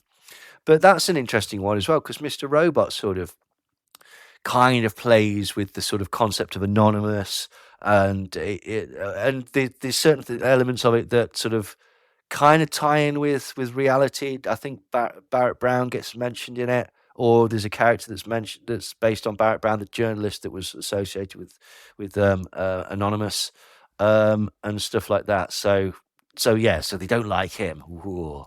So there's one that I don't like. I didn't get on with Mr. Robot. I thought it was boring. I've not watched it. You watched it? Did you like Mr. Robot? Yes.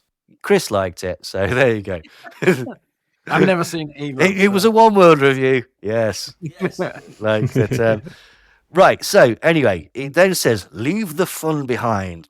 Like it says right from the start, viewers realise that they're in for something toxic because Julia Roberts does the whole, people are fucking blah, blah, blah, blah. And this is literally a salute to the satanic elite, because this is what the satanic elite want. I hate people. Yeah, basically. And it's, framed with the 666 in the opening shot as well. Hold on, though. We can't skip past the 666 bit. Okay, look. Yeah. I used to write a blog called Unassimilated Research Group. All right. And we were basically Vigilant Citizen on steroids. All right. I always thought Vigilant Citizen didn't quite go far enough. Now, Vigilant Citizen is one of those blogs that did open us up to quite a lot of stuff, just like Freeman Fly. They were both around at the same time. Oh, I like Freeman. Yeah, I love Freeman. I still adore the guy. He's so nice. He's a nice guy. I've spoken to him a few times. But they were talking about Umbrella by Rihanna being about Satan and like the Britney Spears mind control stuff and everything. So I was into all that. That was my jam. So me and my partner, we wrote Unassimilated, and we used to go into all this type of stuff. All right, reading this now, I can see exactly where he's wrong. Right. First off, the 666 bit. I just got to get this out of the way. There's no 666 there. It's not there. All right, because the cup says 76. The clock is 6:34. All right, 6:34. A 7. So 67, 76, and 67. All right. And then the other one, there's another clock, and that it's cut off so you can only see the 6, but it's obviously still 6:34. Okay, so there's 6s and 7s. Yeah, it's 67s. Right. And the first one obviously is 76, that cup. So that harkens back to me to 1776. But anyway, there's no 666 there. There's other numbers there, so it completely negates the idea of there being a 666 there. When you get into numerology or numbers and stuff like that, they can pretty much mean anything, because 7 is the number of man, isn't it? And 6 is the number of Satan, or whatever. The character's called Clay. Yeah. Oh, the clay of man. Oh, yes, absolutely. Totally. Well, this is the thing. The further you want to go with all of this, you could pull any old shit into it as well. There's a lot of blue in the film, right? Freemasons. The boat's red. Freemasons. Yeah, there's so much you could bring out. Yeah, but that's what I noticed when I was rereading this. I was like, damn, he's just seeing stuff that is irrelevant and seeing what he wants to see. He's trying to make it into a 666, and straight out the gate, it's not. It just isn't. Yeah.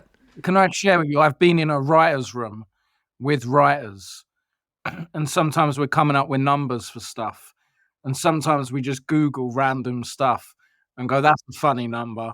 We'll put that in the script just because that's the meaning behind it. So sometimes there's not real intentional reasons why things end up on the screen. But it's funny how we apply, both of you have come up with deeper conspiracy theories than the actual guys doing it. You know what I mean? It's amazing. But sometimes, as Freud said, sometimes a cigar is just a cigar. This is it. So, So the next thing that his beef is the idea of being isolated in a house, and obviously he ties this back to COVID, and he says, this is it. And at no point does he realise that basically, like, yeah, the book was probably written about the time of COVID, wasn't it? Like, so he's kind of right. Like, that is an influence on it, but like, even if it is an influence on it, it's like he basically just. Do you remember when the elite had everyone locked inside their homes and terrified by media during COVID? No. I do remember we couldn't go to the pub for about 3 weeks, which is annoying, but like, it really wasn't. It's not Gulag Archipelago, was it? That makes me think of something though, where you just said it was written in lockdown. Like, during lockdown, technology thrived, and that was the way we did communicate. Yeah. So maybe he was thinking like, oh, what would happen if we didn't have this communication? Yeah. That's how people write fucking stories. They sat there on the beach and they just go and they do something like that. Either like, shit, imagine if that had happened. What if we, like Garth Marenghi says, like there's sometimes just cautionary tales, like don't put the brain of a man into a crab. Like, these are that's the thing. This is how people write stories. What was the other? Like The Omen. The Omen. The guy was driving along and he saw some protest outside a church or something, and said Satan, blah, blah, blah, blah, blah. And he saw a little kid, or saw the Antichrist, and he just suddenly went to it. It was like, fuck, imagine if the Antichrist was just a little boy. And it was before he had, like, I've got to write that down. That's an amazing story. Like, so, yeah, this is how people get influenced from stuff. But apparently not. It's not an influence. It's an order. Like, then this is the problem, isn't it? It's prescribing motive or motivation for actions and stuff that basically you don't know that's the case. You want it to be that. It might be that. It's probably not. But this is the thing. He also, the head of the family, they've put that. The head of the family is named clay. As you might know, clay is an earthy material that can be moulded into any shape while wet. Well, our man Clay has been moulded by modern society to be weak, panicky, and utterly useless when faced with a crisis. And this is the concept that basically what we're trying to do is put that men are useless and that man is useless, and that basically you're all just sort of useless eaters and should be killed and blah, blah, blah, blah, blah. Oh, they're all so annoyed because he's got the Bikini Kill t-shirt on, which is Riot Girl. Oh, but they're not annoyed. They're not annoyed they've not noticed the clever thing that you noticed, that basically he purports to be a feminist, but it's all chatter because he leaves the woman to die at the side of the road. No. This is to show that he's been emasculated by female empowerment. Like, fuck off. Where does that happen? So Vigilant Citizen has got issues. So anyway, and he starts to hate his weak nature apparently as he goes on. I'm surprised no one's charged him. He's a professor teaching English and media studies. Why is there no cultural Marxism kind of conspiracy here, right? He's wearing a Bikini Kill t-shirt. He teaches in universities.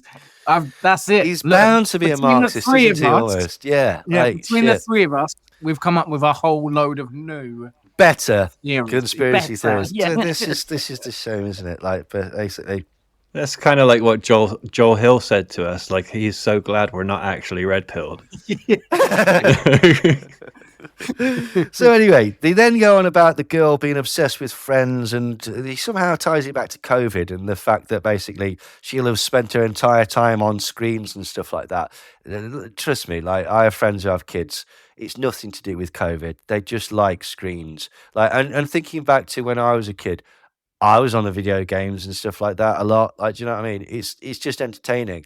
Is it a good idea for your kid to be on screen all fucking day and not doing anything else to the point where they get rickets? No, it's not. Like, but screens themselves aren't essentially that bad. It was interesting. Is it in what was it in? Is it in Deadwood or is it something else where they're having a go at the kid because all you're doing is constantly reading books. It's rotting your brain, that reading your books, because obviously that's the entertainment media of the time. And that's the thing that can be applied to it today. Anyway, she's devastated by the fact that the internet's gone down, and basically he's pointing out that we are kind of reliant on technology, and it's like, fucking hell, that's the point of the film, mate. Like, well done, you coherently understood the plot. He's annoyed because of the elites thing, that the George and Ruth are very obviously wealthier than the white people, and he's also annoyed that they've used the concept of racial divide and stuff like that, because obviously, again, to conspiracy theories, bringing up the fact that there is racial inequality, fucking critical race theory, or anything like that, rather than just like a sort of mature examination of how things work in the world. It's not that, is it? It's a plot to basically, undermine the white race and their children. Like, which is obviously fucking stupid, but this is the angle again that for some reason everybody's coming through. And what annoys me about it is it's really, really vague, really, really thinly veiled, just racism and stuff like that, which is the thing. So what I found out recently as well, which all of a sudden really made sense to me as well, is, do you know why organisations like the John Birch Society and all the people that sort of came off the back of that Heritage Foundation and stuff like that, do you know why they're actually against communism and why they're against well, let's just start with communism. Why they're against communism? Because in communism, workers get respect. And that's it. Like, it's literally just that. They don't give a shit about pogroms. They don't give a shit about gulags. They don't give a shit about holodomors. They don't give a shit about the totalitarian aspect of Stalinist regimes. They don't give a shit about the sort of the fact that you lose one's sense of identity in some communist regimes and that there is no culture. No, what they're bothered about is that workers get rights and there are trade unions in Marxism. That's it. That is why the Anti-Communist League formed. That is why so many business magnates like Henry Ford and stuff like that were fans of the Nazi Party. Like, because essentially the Nazis, well, they didn't like trade unions. So basically they were ultra-capitalist, corporatist, if you will, right? Whereas, as for all its faults, communism wasn't, which is crackers, really, isn't it? Really, but so but again, it shows that these things kind of do happen, like but potentially not in the way that that they do.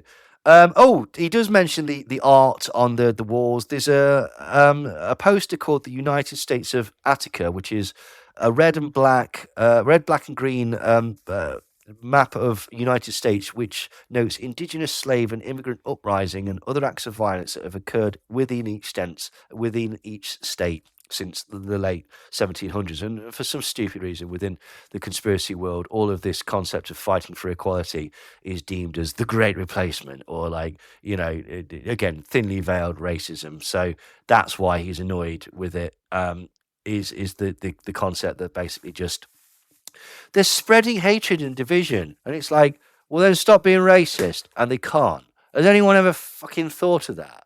Like, these Black Lives Matter, they're burning things down. It's just spreading division. Well, stop lying about a policeman murdering a black guy then. Like, acknowledge some of the realities that happened, people, particularly people of color within America. Like, I forget who it was that was saying, like, it was David Baddiel's niece, and she's saying, what I worry about in America? It's not about being attacked for being Jewish. It's about being pulled over by the police and saying the wrong thing and having my father or husband shot because he is a man of colour that they will deem immediately to be a threat to themselves. And we've seen examples of this, countless examples of this, right? Okay, that's protesting about that and the inequality and the stereotypes and the institutionalized racism that has been integral for capitalism to thrive throughout the thing. That's apparently causing the divide. And that's bullshit. That's not. What's causing the divide is the attitudes that breeds, that it is okay to sort of think lesser of people because of their race, or to treat people with suspicion because of their race, or to apply stereotypes to entire swathes of the population because of their race. That is the thing that causes racial division, and it's all born out of insecurity and people who've got much more money than you telling you that this is the problem, and it never is. It never is.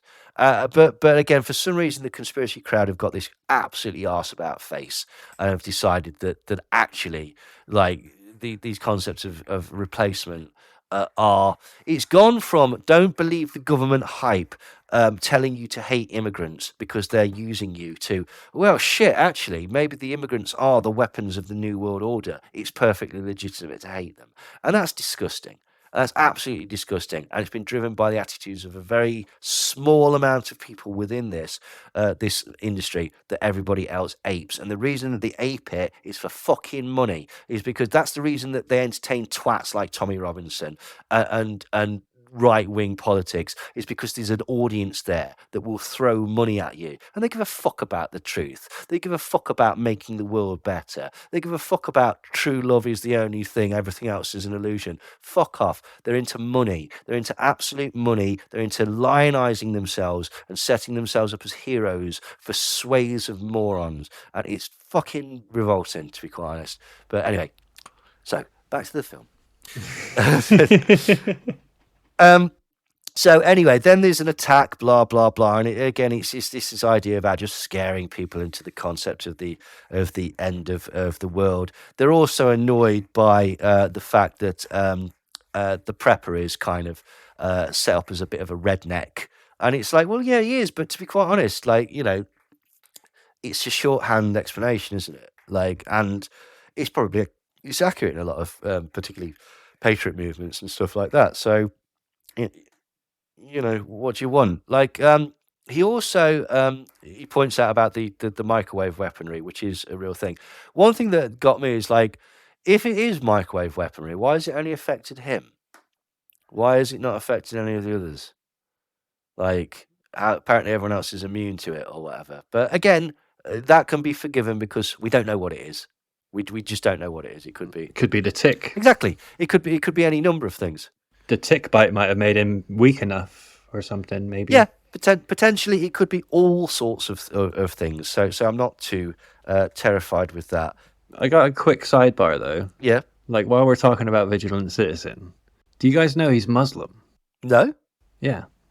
I don't even know who he is. I once tried to get in touch with him years and years and years ago when I was doing a radio show called Northeast Truth. And I sent him several emails saying, would you like to come on and do an interview? Because I like your stuff. Because at the time I thought it was quite interesting. And I thought he had he obviously knows his stuff about the occult or whatever. I don't think he does now. But no, I didn't know that. Yeah. And I just find like how he writes nowadays is a bit different to how he used to write. It's almost as if he's pandering to an audience, isn't it? Yeah. Yeah. Yes. Yeah. But, well, there you go. That's that one solved. Well, at least two other gripes, basically, are this concept that basically America deserved it. Like, there's a few speeches and stuff like that where basically we've been a bit of a dick to everybody around the world. What if they all ganged up? Oh, I could understand why they'd want to have a go at us, blah, blah, blah, blah. The symbolism about the white line ship and the slave trade, the racial tension and stuff like that. What it's implying is that basically America kind of deserves to be attacked. And I don't think it's saying that, but what I think it is saying is that those attitudes are wrong, but I don't think that's a revolutionary statement. Racism and being shitty to people is bad. We know. Like, we know. If hearing that in a film is going to cause the collapse of America, perhaps America wasn't terribly strong in the first place.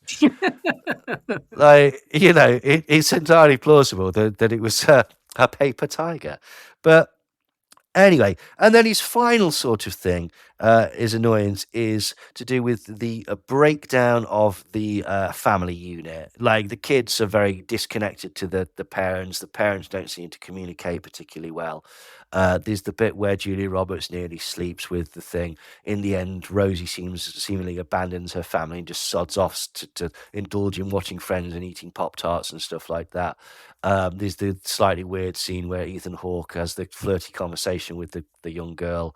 The fact that the mother's not there, although, you know, that's not their fault, but he feels that this is, you know, another representation of broken families and stuff like that. And again, it's like, I think you've missed the point there, to be quite honest. Like, because I like what if anything, that shows what was the strongest bond in that film? It was between George and Ruth. Like, okay, they've lost a member of their family ostensibly, and they've got the strongest bond together. So doesn't that go against the concept of, like, I don't understand this fucking stupid thing within the conspiracy world at the minute as well, for like this concept of the family, the family. And it's like, if you look at conspiracy theories, like you know, David Icke has had a series of marriage, like, and stuff like that, very sort of strange lifestyle at one point. All the conspiracy theories that know, fucking hell, Alex Jones, like, I've paid for abortions, in the past, blah, blah, blah, blah, blah. And, like, spying on his wife and, like, you know, the weirdness with his ex-wife. Richard D. Hall's not married. Like, although he's got a child with a lady. Lovely. It's fine. Cool. This is my point. These are all examples, and in the film, examples of non-nuclear families or whatever that thrive. Okay. And I don't understand this concept that you've got to have this and this and this and this, otherwise it just isn't legitimate. And furthermore, as I say, the film highlights, and people within the conspiracy world have highlighted through their own lives, that very untraditional setups can be great. They produce exactly what the environment that you need for a loving family, and you don't need to conform. Isn't it weird that this is the one place where, like, conspiracy theorists want to conform? I think it's another thing, like where it's going back. I was saying earlier about, I don't think it's pushing these concepts, or it's just reflection. Yeah, it's just a reflection of society. Yeah, that's all it is. It's not pushing an agenda. They've gone, well, imagine this happened. What do you think would happen from the perspective of these people? Oh, and then can't we tie it in with wider ideas about society and stuff like that? It's just a fucking story. Like, It's not a plot. It's not a plan. There's no, like, foretelling. This is not foreshadowing. Like, it's nothing. It's just a film. And what's strange is that basically, like, why people pick certain films, because they recognise patterns within it. Do you know how many films that come out? It's like we're saying when we were talking, what were we talking about? And like how they'll put their plots in. It was the Big Bang Theory. They'll put the plot in the Big Bang Theory, and like so that everybody's got to watch the Big Bang Theory. So like all the Illuminati lot are sat around watching the Big Bang Theory, waiting for the symbol to come in. How did they find out to watch it? George Soros WhatsApped them. I don't want to say too much, lads, right? But there's going to be something pretty heavy on the telly about 8 o'clock. So watch it. And then, people phoning up. Bono phoning up George Soros afterwards going, was it the bit with the test tubes? No, not the fucking test tubes. Well, I'm sorry. This is a ridiculous way of letting people know. We're on the phone. Why not just tell me? Because we're evil magicians, Bono. We can't just tell people over the phone. I've got to lay out this plot through the dialogue and scenery of mid-tier American sitcoms.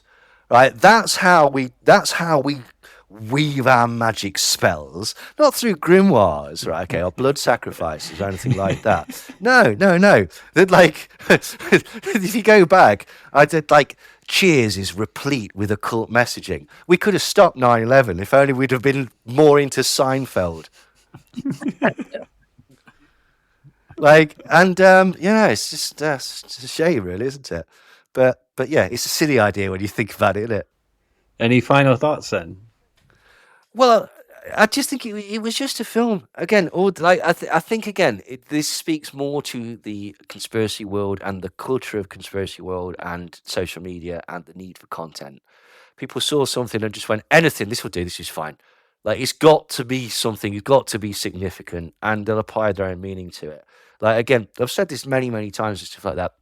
The episode of Red Dwarf where Rimmer finds the garbage pod and misidentifies it and comes up with an entire religion based on the Quagar warriors, which is just completely fabricated out of the clues that he's found, looking at the evidence that he's looking at.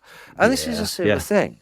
Like, people want to find these things, so they will find these things, either because it's entertaining or it supports some sort of psychological need, or because they are so immersed in it that basically they, to be kind, that they are looking out for humanity, and they are trying to find these clues and stuff like that in order to give people a heads up. I don't think that's what's happened here. I think people are grifting. But let's not forget that is a genuine thing, and that there are people within this milieu that may well be wrong, but they're not arseholes. They're on a path. They're searching. They're trying to figure out the world like everybody's trying to figure out the world. I would just like to add some of my favourite reviews from Letterboxd, as usual. Someone said, if edging was a movie, this would be it. Another person put, wait. So Kevin Bacon and Ethan Hawke are not the same person. Oh, no way. I see. Was that you, Brent? No. that could have been my partner. It could have been Zoe, because she said that to me for a decade, and I'm like, I don't see it. They're not the same. They don't look the same at all. But she's always mixed them up. That's amazing that someone else has done that. And yeah, I didn't know if he was doing a Tilda Swinton and playing like multiple characters. Yeah. Then a couple more. Someone put, if my teeth fell out in front of strangers during the apocalypse, I would give up. Which I thought was a nice review. And then finally, Netflix making a movie about how important physical media should be to us. It's crazy. Yes. And I think that perfectly sums it up, really. Well, yeah, absolutely. Yeah, brilliant. Spot on.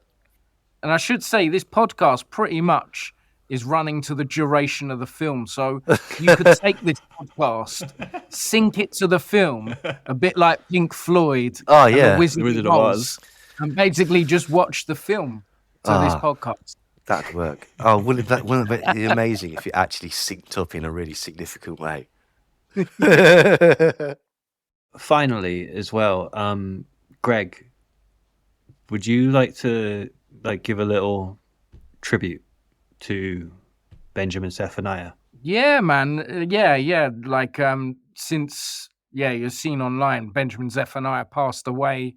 You know, I'd worked with Benjamin back in 2005 and known him since then. He'd been a really good friend, and he was just an incredible guy.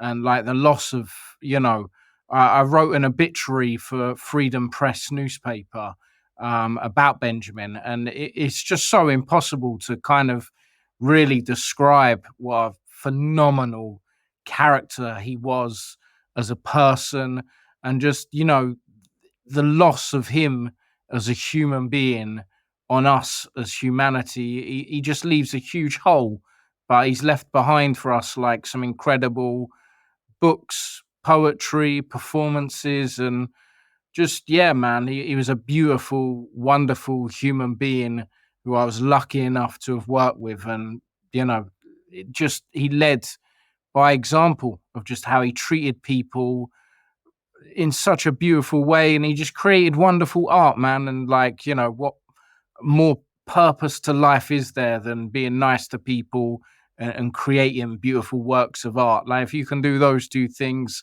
I think you've kind of nailed life. So, yeah, man, Benjamin Zephaniah, R.I.P. He was really incredible.